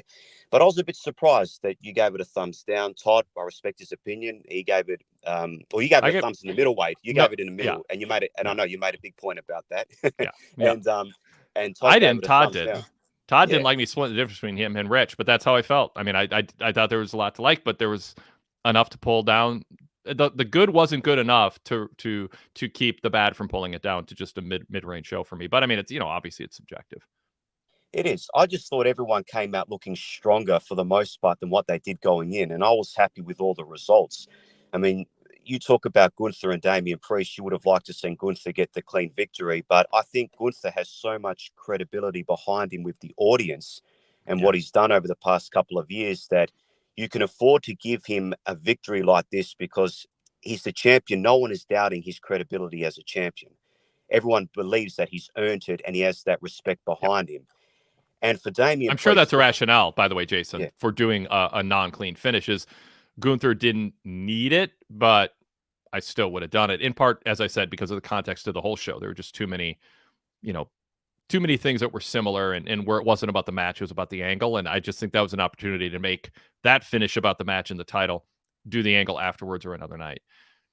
I guess I'm different in the way. Everyone's different because I know often you will talk about, non-clean finishes or interference, and that doesn't really concern me. I don't kind of keep tabs at that. Maybe I'm a little bit more lenient in my liking of WWE, and I look at it more as a fan, and I don't watch nearly as enough wrestling as you or Todd. I'm kind of just WWE, and if I'm in the mood, I'll watch AEW because there's only so much wrestling I can watch per week. And I think this is another reason why, people might be dropping off AEW is that I think for a lot of people, there's only so much I can watch per week, and WWE giving me my fill. I don't need to go elsewhere. So I think that's another topic. But when I watch the matches, I'm looking at them as an individual, and I'm saying, are people coming out stronger than what they were going in? And I've been pleasantly surprised and happy with the reaction that Damian Priest has been getting the past 3 weeks. I'm a big Damian Priest fan.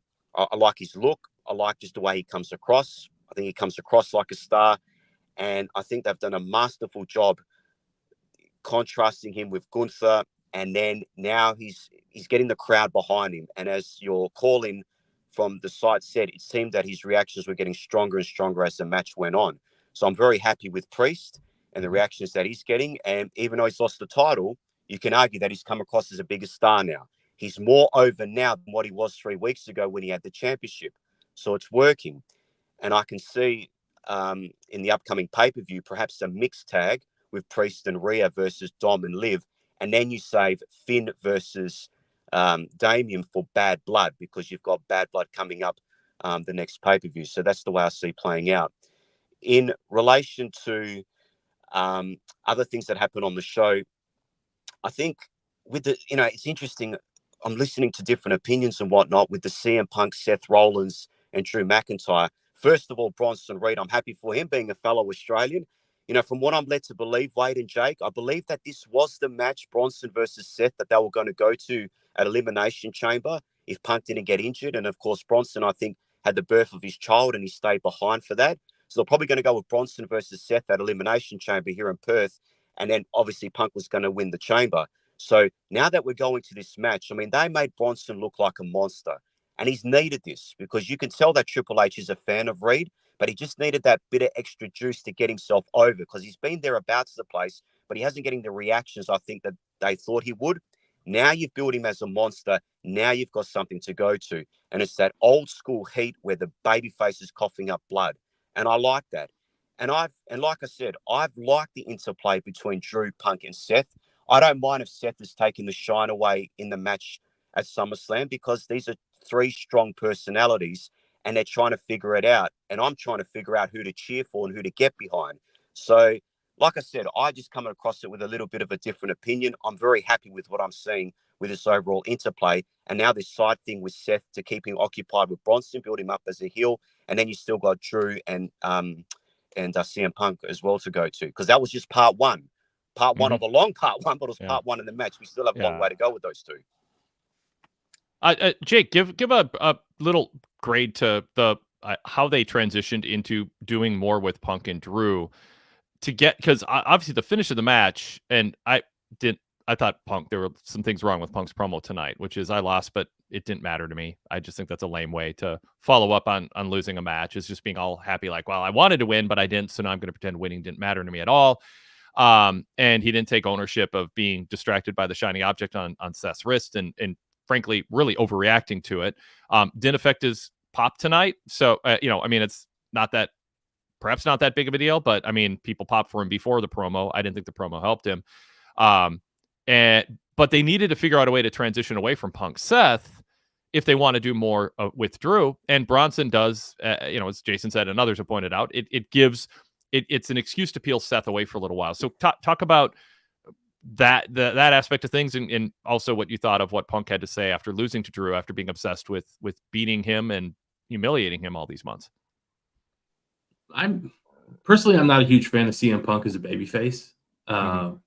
I think his strongest work is when he's just a hater, and he's shown flashes of that with this. Obviously, his feud with Drew has been, both of them taking snipes at each other back and forth. But I think for the most part, it's been CM Punk primarily cast as a babyface. And I think we're seeing some of the downsides of that with this promo tonight in particular, where he just has to sort of arm wave away the consequences of the match and his behavior during the match and the finish. Like my daughter makes those goofy bracelets with a kit that she has. Like I can mail him one. Like he doesn't need to freak out about this bracelet every time it shows up on screen.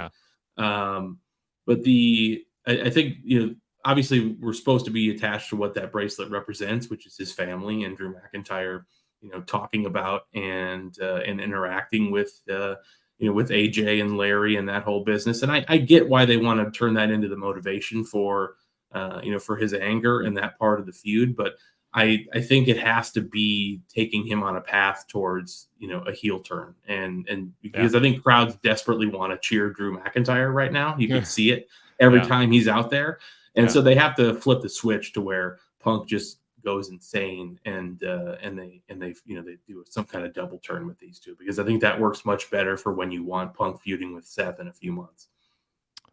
Jason, back to you. Yeah, see, I agree, but I disagree, because I see what you're saying, Jake, because, I mean, I love CM Punk as a heel too. And he's still, look, we've heard him say in interviews that his favorite wrestling character, for lack of a better term, was Bret Hart in 1997, where he had sort of that vengefulness to him.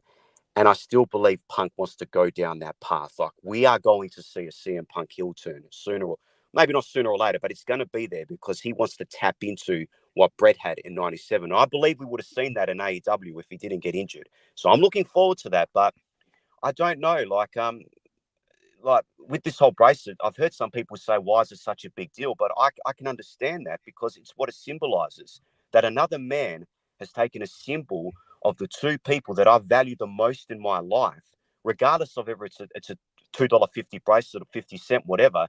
It's the act, it's the symbolism. That's what it represents. And he's so upset about that. So I can get that. It's the symbolism. It's just like Drew saying, I prayed upon God.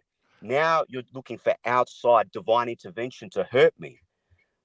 I know that you might not see it as strong as I do, but I can see Punk's motivation. And Wade, you just said you weren't a big fan of his promo tonight.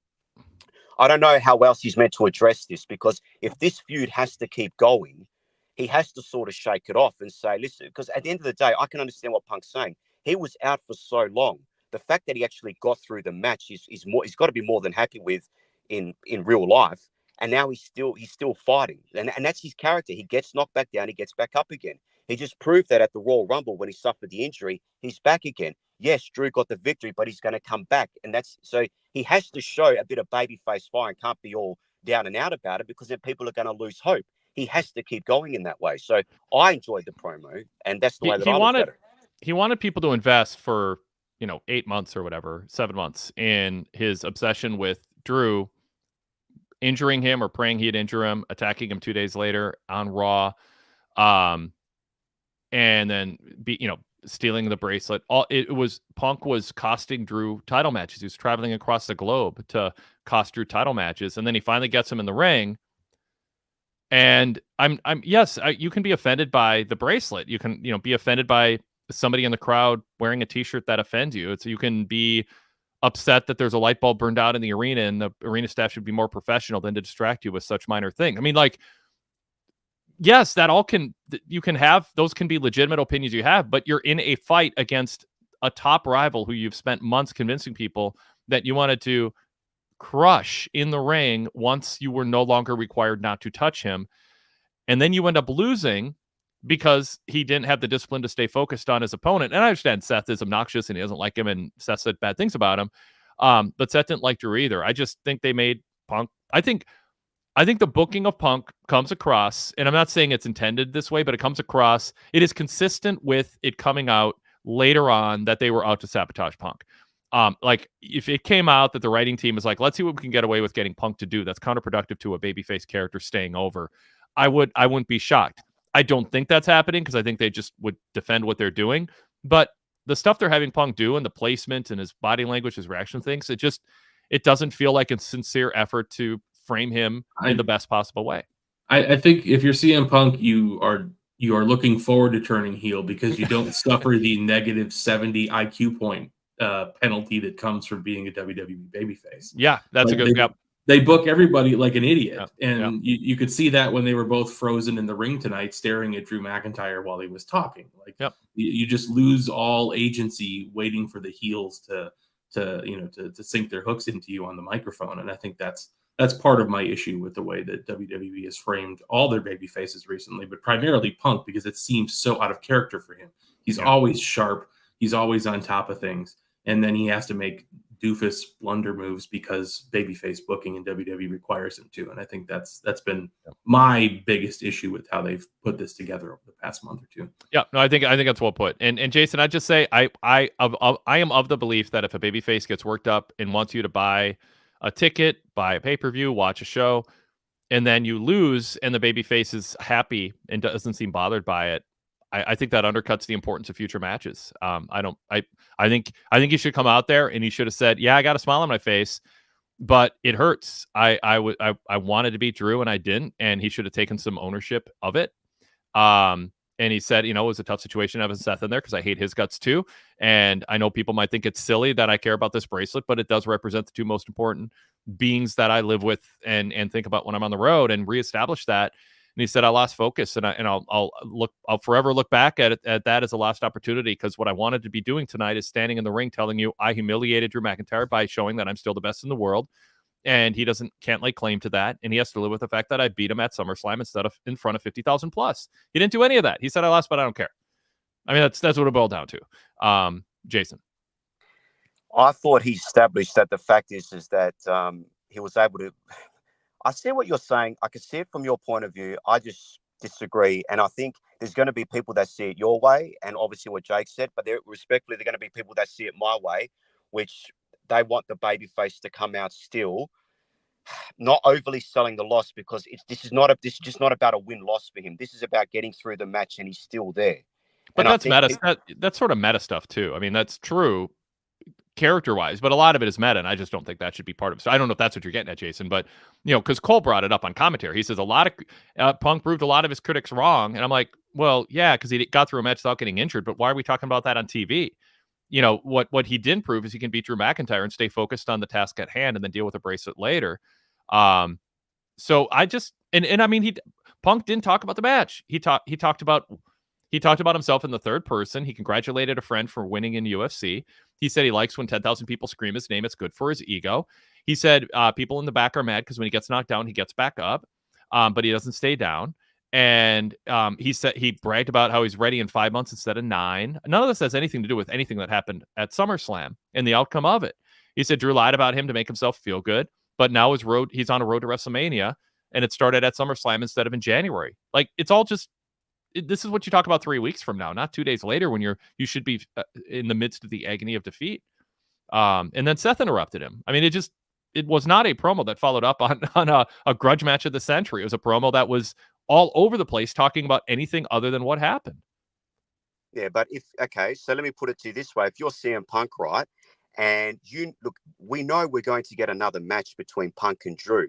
So from a psychological point of view, he has to tell Drew that, yeah, you might have beaten me, right? But you didn't hold me down. Like, you haven't crushed me yet. He has to sell that. Like, I know what you're saying, Wade, but I can buy into the fact that you don't let somebody get into your head. If he's out there all depressed and everything, that he lost the match and whatnot, he got distracted, it's just going to infuriate Drew even more that Punk's like playing this off like, okay, all right then, I did beat you, but you're still back up. You know, you're still fighting. You've still got heart and everything. But this is part of the CM Punk story, because you don't even have to be just a fan of the TV to know where he's come from and everything that he's been through to get to this point. So I can buy into him celebrating little victories and not getting so down on this one loss, because it's just one part of the story. And he has always maintained from the moment he came back, it is all about getting to WrestleMania and getting into that main event. So for him, he's not selling the loss to Drew too much. He's still there. He's still fighting. He is going to get to Drew, and he will get that key victory, and then he's going to move on to WrestleMania. That's the way that I look at it. And I think other people are looking at it like me, but in fairness to you and what Jake said, they're looking at it like you too. But I'm not completely down on it, because I can look at it that particular way. It's part of a longer story, and you don't always have. And if I'm trying to get into someone's head and they beat me, I'm not going to sell it. I'm going to say, you might have beat me 1, 2, 3, but I'm still here, and I'm going to come back at you. And that's going to infuriate Drew, because Drew's whole message is to kick him out of the company, and he's not going to kick him out. So he'll cop the 3, and Drew McIntyre should beat him, because Punk hasn't wrestled in 8 months. So Punk, or 5 months, or whatever it is. So Punk has a legitimate excuse that he couldn't beat Drew because he's been out for so long. Drew should be beating him, but he didn't beat him completely, and he didn't hold him down. And that's where I can see it from Punk's point of view. Yeah, just Punk didn't say any of that. He talked about everything but the match. I mean, that's my problem. He just, I'm happy. I congratulate the UFC fighter. I'm on a road to WrestleMania. I mean, it was like he wanted us to pretend that match didn't happen, and he wasn't an unfocused, undisciplined babyface who took his eye off the ball and lost to his top rival. And if the idea is, well, the story is Punk didn't get injured and he's not brittle, I don't think he should be drawing attention to that and celebrating that, because that's off-brand for Punk. Even a guy in his mid-40s, who, if he still call himself the best in the world, you don't want to draw attention to the consolation prize that, hey, I made it through 15 minutes and I didn't end up with an injury that's going to keep me out the rest of the year. I mean, that's fine that they talk about that before the match, but if I'm Punk, emotionally, he should be still very upset that he didn't beat Drew McIntyre. We have to keep, in pro wrestling, it still has to be about wins and losses, whether a title's on the line or not. Has to be about wins and losses, and Punk blew it off and didn't even draw attention to it, and I think that's bad. But I'm obviously listening to what you're saying, Jason, and I think a lot of people aren't going to think super hard about it, and they're going to still like or not like Punk and all that. I just think that there was talking points that it's sort of inexcusable not to do when it's like when John Cena got decimated by Lesnar, and then a week later he's like, I'm fine. It's like, don't punish us for getting emotionally invested in a babyface winning, and then have the babyface come out and not care that he lost. I think that chips away at what sells tickets and rewards people for being invested in wins and losses. I don't want to watch my favorite sports team talk about caring about winning, and then when the game is over, there's a locker room interview and they talk about they don't care. I mean, like, I'm still mad my team loses. I want the players I'm rooting for to also be upset that they lost, not caring or talking about other games and other sports. But Jason, anything else you want to bring up? I know we could keep going. We could keep going on about this, because I've got to come back to that, but I'll let it go. Well, you can do a comeback. Go ahead. Well, I was just going to say, like, I understand, yes, and John Cena blowing off losses, that really infuriated me, especially when he lost to The Rock at WrestleMania 28, and then he came out and acted like it was nothing. Then they tried to make it seem like he made it about something for WrestleMania 29. But I thought that the story that they were telling was that Drew McIntyre was going to pound him into the ground and leave him laying. This wasn't about this particular match. in this particular moment, and you've got everything else going on, which is about wins and losses. But this match in this feud wasn't necessarily about a win and a loss because there wasn't any win or loss stakes behind it. It was Drew McIntyre beating the crap out of CM Punk and him not being able to get back up. But Punk got back up, and it is just another ongoing part of the story. So give a fired up promo about that. Go. You said it wasn't about winning and losing. It was about you thinking you could knock me down and I wouldn't get back up, and you knocked me down. And the only reason that you got me down for 3 seconds is because Seth Rollins crossed a line. I mean, talk about it. He didn't talk about it. That's you're cutting all these alternative promos that I didn't hear tonight. It's alternatives to what I suggested. I know. So maybe I'm cutting the promo for it, but this is what I'm taking from it. Like, I don't need him to spell out everything word for word for me to get it. Like, I can extrapolate and sort of come up with my own conclusions with what he's saying in order for it to make sense. But as I said from the beginning, Wade, perhaps I'm more forgiving of all this than other people because there's only so much wrestling that I can watch. And to be honest, when I watch WWE, right, as a fan, and I've been watching for over 30 years, I always look at it glass half full or even glass 3/4 full. So I'm more than likely to tick off on everything more than what other people, because that's just the type of frame of mind I'm in. And I'll fully say that. Like, I want everything to work. And it takes a lot for me to say, okay, that was crap. So that's the angle that I'm coming from. Just one last thing. And Jake, I'm sorry if I'm taking up too much of your time, buddy, because I really enjoy your perspective. With the Wyatt Six, I really like this, what they did. I like it when they stay away from the mythical aspects, like most people say. But what I enjoy is Rowan. That promo he cut a couple of weeks ago in that package where he said, who's going to care about me? I'm just Rowan. Like, that really hit me.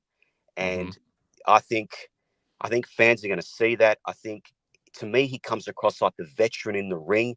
He was always kind of like the third guy behind Harper and Wyatt. But I think this is good for Warren. He was good in the ring. I like the look of Loomis. He's got something to him now, a bit of an edge with the dreadies and his tattoos, and Gacy as a scrappy sort of workhorse guy.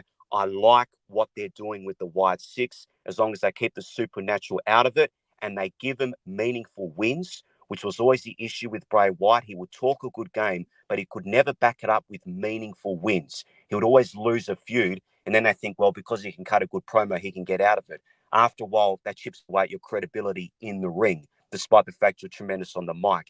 They can give him key wins, keep him focused. I think they're on a winner here, and they'll have the crowd behind them due to the sympathetic nature they have with Bray and, of course, with both. So overall, big tick tonight as far as that's concerned. And I'll leave it at that. I'll let you get to other people. Enjoy the discussion, Wade. Thanks, mate. Yeah, I did too. Always a pleasure, Jason. Jake, anything you want to add to what Jason has to say there?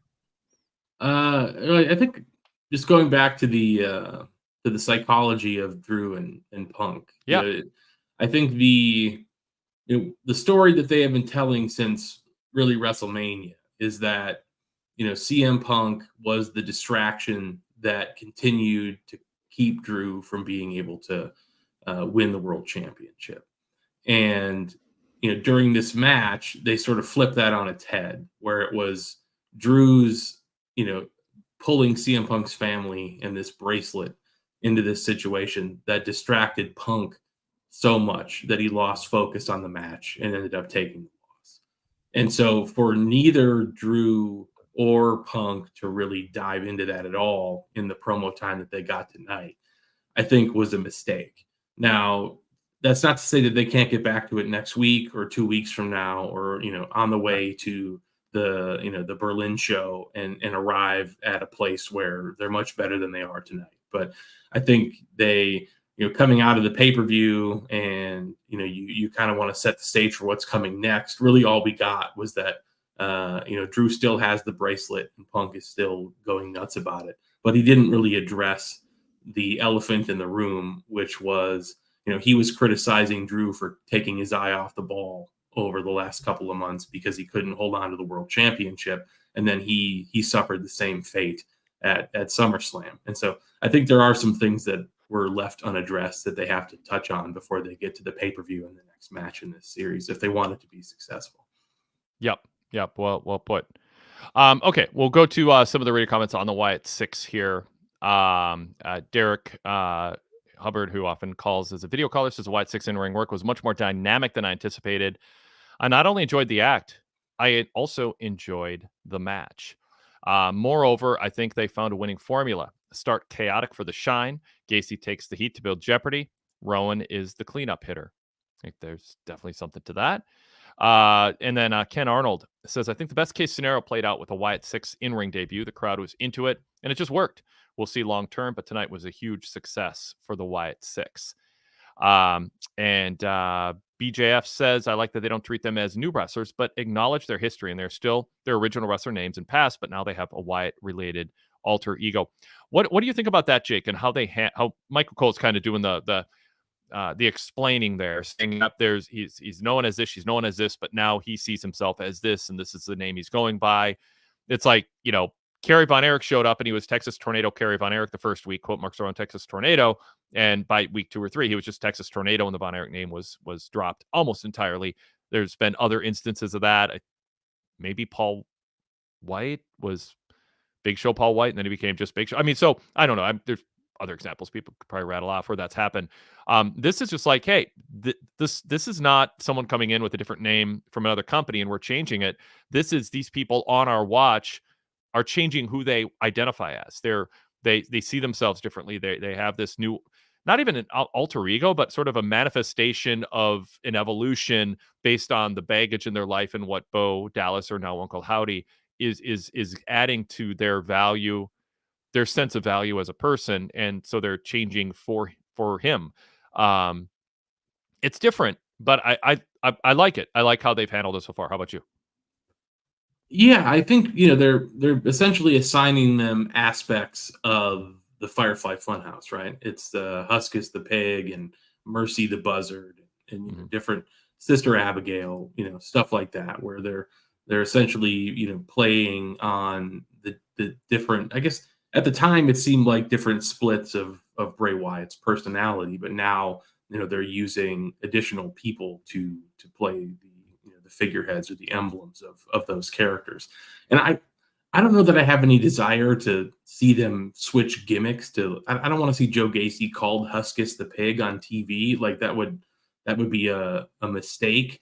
But I think continuing to use the symbolism and what it means to them will be important to making this act succeed long term. And I agree, with the commenters about the match. I think that was one of the biggest issues, with Bray Wyatt at times, was the failure to have the ring work match up with the intensity and the extravagance of the vignettes and the backstage videos and the Firefly Funhouse. And, there was just a discontinuity there when it came to delivering in the ring on some of those storytelling elements. And I think they're doing a better job of that here.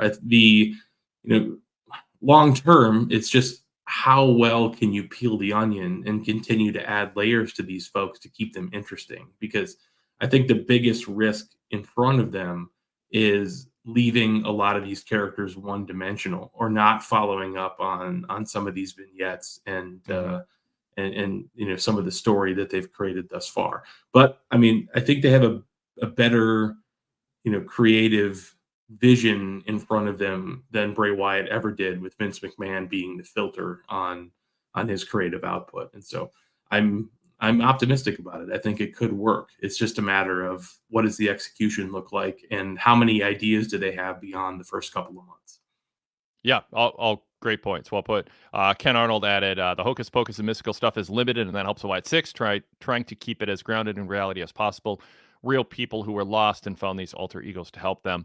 It'll be interesting, like you said, how often they talk about the alter ego names as a payoff to the Bray Wyatt lineage and the Wyatt family lineage and the Firefly Funhouse lineage in particular. Do they completely move away from it? Is it an ongoing nickname? Do they sometimes bounce back and forth, or do they meld? I don't know if it's clear how they feel about that yet. I think we just have to, see it play out. Another comment on this from Sadler version 3. Bo has better acting and presence than I expected. My biggest concern was that he would be a big downgrade as a leader, but he's doing great in my opinion. What do you think of that, Jake? What do you think of the totality of what Bo has done? We saw him live at ringside. The mask is great. He didn't have to do a lot, but sometimes that's good. Just do a couple things that matter. What do you think? Yeah, I was really impressed with the video vignettes, with those VHS tapes that he delivered. Doing the I guess the psychiatrist couch or the therapist couch sort of approach to Mhm. introducing his character, and analyzing where he was coming from and the pain that he had felt from the loss of his brother, and kind of embracing that grief, and where that darkness took him as a person. And so I think the overall approach thus far has been sound, and I think they're doing a nice job of sort of blurring where the real life grief and trauma that these characters have felt and their on-screen characters. You don't really know where the line is, where that begins and where it ends, what's fictional, what's real. And I think that's the best compliment that you can really give a wrestling character introduction. It should feel real, and I think there's aspects of this that do, and I hope they can keep that going. But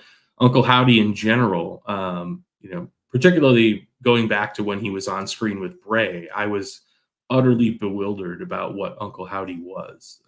Going, and I think they've done a nice job of clarifying that. And I think Bo's performances, or Uncle Howdy's performances, have been largely excellent thus far. He's a much better actor than I would have thought, just given what performances we've seen from him, in the past. Very good. Some other comments. Rowan doesn't need a stunt double with dramatic performances like that. That's from Kevin. That's weird. And he added performance of the night goes to Loomis's hair. I like Loomis with the hair. I think it's He looks like Jonathan Davis from Korn, or Rob Zombie, or something along those lines. Yeah, it definitely has that aspect to it. And okay, so on another topic earlier in the show, we talked, our inside correspondent talked about CM Punk not signing autographs, or not turning down an autograph request tonight. Keith said Punk signed autographs in the hotel lobby last night. Lady B said, I cannot blame Punk. He would be there for hours. Cody Rhodes, he is not. And but then Domenico Mano says, I never bought into this version of CM Punk that we see on TV, but adds, when I bump into wrestlers, I don't ask them for anything. I usually just say, respect, love your work, best luck in the future.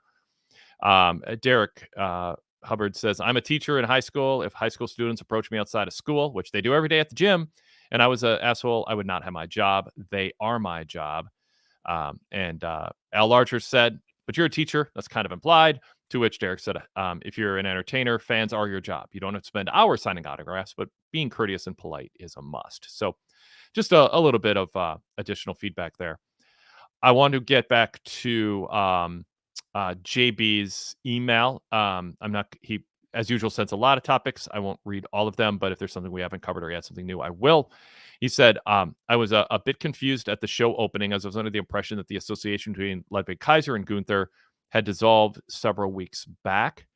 I thought it was a good idea to use the history from King of the Ring to set up a quick, logical turnaround match for Gunther to get a quality win over a legacy star like Randy Orton in his home continent at Bash in Berlin. This is a perfect example of logical long-term planning.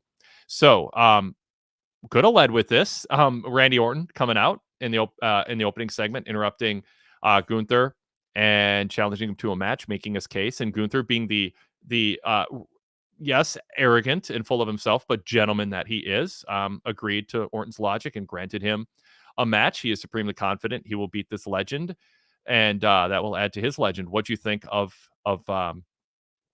everything there, the email comments and just the segment itself, Jake? Because we really haven't given it much attention, but it was a headline coming out of the show for sure. Yeah, no, I really enjoyed the opening segment. I guess I also thought that they had put some distance between Kaiser and Gunther, but it didn't seem like it was a hard line in the sand, and so it didn't feel disruptive to put them back together for a formal introduction like they did. I think the Orton match makes a ton of sense. Triple H had already commented on the need to put them back together again after what ended up being something of a botched finish at the King of the Ring. And so having the first title defense being Gunther wiping that stain off of his record makes perfect sense to me. And he's exactly the type of competitor who you would think would desire to do that. And Randy is smart enough to be able to play on that and manipulate his way into a title match by picking at the the known aspects of Gunther's personality. I think the performances were good. I think people buy into Randy Orton. He has instant credibility at this point in his career, and so does Gunther. And so I think people are just going to be legitimately excited about seeing them have a sort of a rubber match of sorts. Good. Yep. Also, JB says, Karen Cross saying that Xavier has certainly been given more opportunities than I have. Had to have been a wink and a nod shoot, correct?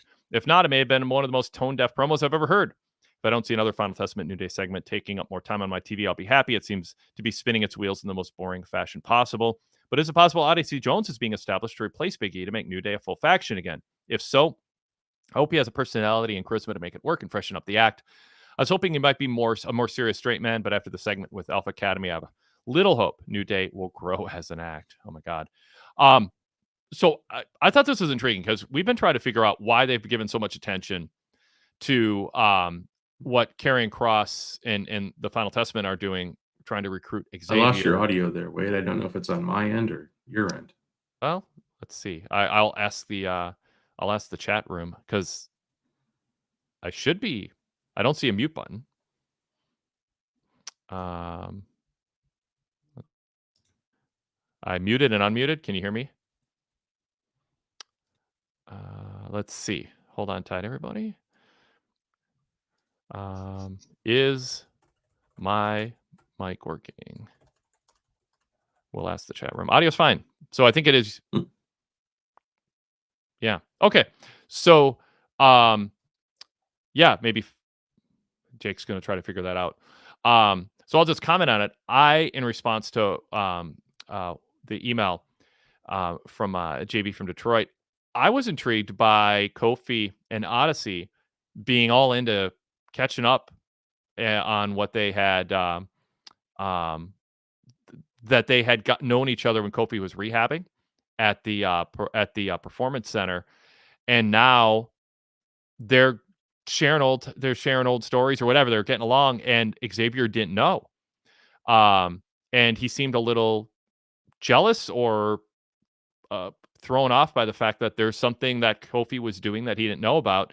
I thought it was subtle, but it was there. And the fact that they threw that little thing in there. Jake, can you hear me now? Yeah, sorry, that was on mine.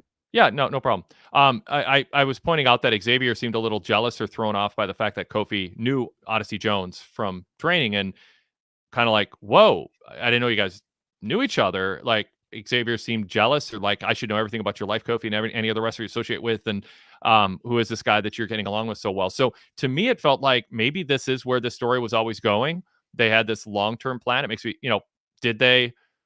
is the plan for Xavier to get jealous of the chemistry between Kofi and Odyssey and end up taking Karrion up on the offer ultimately, at least temporarily, before a big reuniting that most people don't want to see, but whatever. Yeah, Jake. Yeah, I guess I'm open to any change in the New Day. They've felt very static and stale for quite a long time, and I don't know if Odyssey Jones is going to be the piece to the puzzle that has it make sense long term. I don't know that Xavier Woods joining Karrion Kross or that faction at any point would do anything for me necessarily. I guess I'm willing to watch it play out on television because it can't be any worse than what the New Day's been doing recently. But whatever it is, Karrion Kross does not have it. And that's been the case for his entire run on the main roster. I just have not been impressed with any of his character work thus far. It seems unfocused, and the performances have been lackluster. And so I don't know. The Final Testament does nothing for me personally, at least at this point in time. It just hasn't won me over yet. And maybe it will eventually, but not thus far. Yeah, no, that's very fair. What do you make of his comment that he's got more chances than I have? Is that a self-effacing joke that Kross was kind of breaking the fourth wall a little, going, yeah, I get chance after chance and I haven't really delivered, and I know that, or I've gotten all these gimmick makeovers and all that, and I know people don't think I deserve it. Like, what do you make of that little thing? Because I didn't expect that, but it seemed noteworthy. Yeah, maybe just a little bit of fourth wall breaking in the sense that he's kind of pointing out the obvious, but I guess I don't know if that's the key to turning this thing around. It's like pointing out the fact that what you're doing isn't working. Typically doesn't work. So I don't know. I think whatever has been going on with Cross is an issue, not necessarily with the writing. It's just he doesn't connect with the audience in any specific way. And I think he tried doing the occult thing with Scarlet. They've tried doing this thing with Final Testament, and I think he's actively dragging down AOP, who I think could be a meaningful tag team if they weren't attached to this faction at this point. Yeah. Okay, another good comment here from JB. One of the headlines they chose to show during the SummerSlam recap was from Yahoo that read something to the effect of CM Punk's ego cost him the match at SummerSlam. That doesn't exactly frame Punk in the best babyface light. Is this an intentional strategy from WWE or just a continuum of the chain of actions that's slipping through the cracks? And then he adds, I get what Punk was going for in the I'm happy after my loss at SummerSlam, but I still wouldn't have advised that approach. With the distraction over a bracelet in the match itself and following it up with a laissez-faire attitude on Raw, it gives the impression Punk has lost the passion and the fire, and he's just happy to be there. That's just my opinion on how I feel about Punk in the last few months. So JB expressing something similar to my take on that promo. And he adds, the Seth, I'm going to put you in the dirt comment felt like a bridge too far for me based on what's occurred so far. Yeah, I thought it was cringy to say I'm going to, put you in the dirt. I mean, it's not the worst defender, but any reference to my goal is to kill you and bury you, decapitate you. I mean, it's just why, as Scott Hall told me in a Torch talk I did with him once, like, as a babyface, don't say something everybody knows you're not going to do. It takes away any chance for you to achieve your goal, and it seems kind of desperate and hack. Jake. Yeah, if you didn't say it, I was going to say it. I think famously Scott Hall pointed that out on one of your Torch talks, and I'm in total agreement. And there's sort of this unspoken meta aspect of what's going on between Punk and Rollins, where much like my criticisms of AEW at times, where there's assumed knowledge about what's going on off screen between the two of them and their history together. I think they're making the same mistake here, where they need to be explaining more about why Rollins hates this guy and why Punk feels the same way in return, because otherwise you're just left to believe that there's some beef from when they were, on screen together over 10 years ago that they're still carrying forward, which doesn't make a ton of sense because it's not even the same audience that was watching 10 years ago. So, do a little bit of exposition and make me understand why these two characters are at odds 10 years later. Yeah, good. David Wolf of Washington, D.C. says, Wade and Jake, Bronson Reed became a major player tonight. When Reed first attacked Seth, I assumed it was the start of a short television match that Seth would win cleanly. Reed then hit a tsunami, and I wondered whether they'd come back later in the show. And then he hit another and another and another, with the announcers going crazy. Seth bleeding internally, and it became a hardcore angle building to a match at the Berlin PLE as opposed to Raw filler. I've long felt Reed has been underutilized, and I'm excited he's being given a breakout chance. A lot depends on how he's booked against Seth, and I'm hoping Triple H goes for the bold choice of giving Reed a solid win over Seth, at least in Berlin. Once Reed is established at Seth's level, Seth can ultimately win the feud. If Reed loses the first encounter, it might prove to fans he doesn't belong on top. Jake, explore where they go with this feud. Is it really just a 1 month distraction for Seth, and Reed goes kind of back to where he was, or can Reed come out of this stronger, and do they do more than one major match? I almost think you got to do two. It kind of reminds me of what they did with John Tenta as Earthquake when he first got introduced decades ago against Hulk Hogan, where he came in and, he did the whoopsie thing like a dozen times on Hogan, and Hogan's ribs were taped up for months. And then Hogan just beat him, and they never made him feel the same way again, and I think they have to avoid that mistake here. This injury has to keep Seth Rollins off of TV for weeks. I think you got to have, him squashing people on television in the meantime. And then, maybe Seth tries to come back too early, like he's attempted to do before, and he loses the first one. And then he's got to climb the mountain, and Reed at least gets one win out of this feud before you move Seth on to something else, if they really want to elevate him here.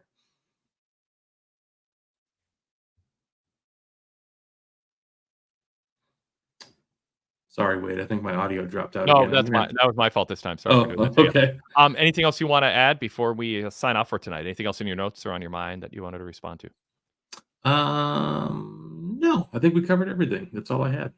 Cool. All right. Well, everybody, check out the Wade Keller Pro Wrestling Podcast tomorrow, the flagship edition. It is free and it is available to you. All you have to do is search Wade Keller in your podcast app, and it will show up. It is our blue logo show, as we often call it. It is podcast only, not on YouTube.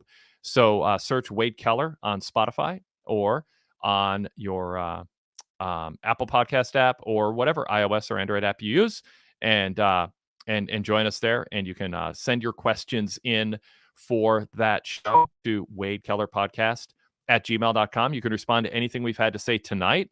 Follow up, add your opinion or whatever, and be part of the show tomorrow.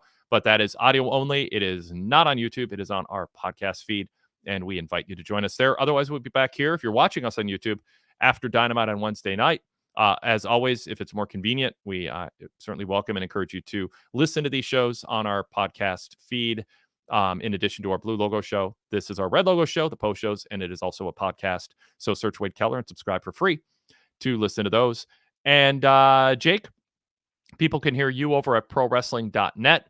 PWmembership.net is how people can sign up to hear everything that you and Jason do in audio. But there's some free stuff out there too, including the Pro Wrestling Boom podcast. Were you part of that this past week? Do you say that?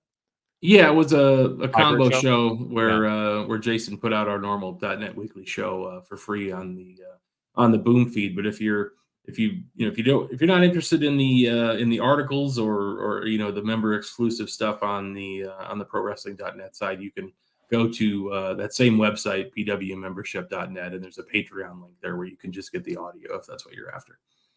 Cool. Well, BJF says go VIP, everybody, and I would say subscribe at least to the Pro Wrestling Boom podcast. Add it to your podcast app and check out last week's essentially free sample of their weekly .net flagship show. Jake, thanks. Always a pleasure talking wrestling with you. Enjoy your week. You too. Thanks, Wade. Thanks, everybody. Thanks for joining us.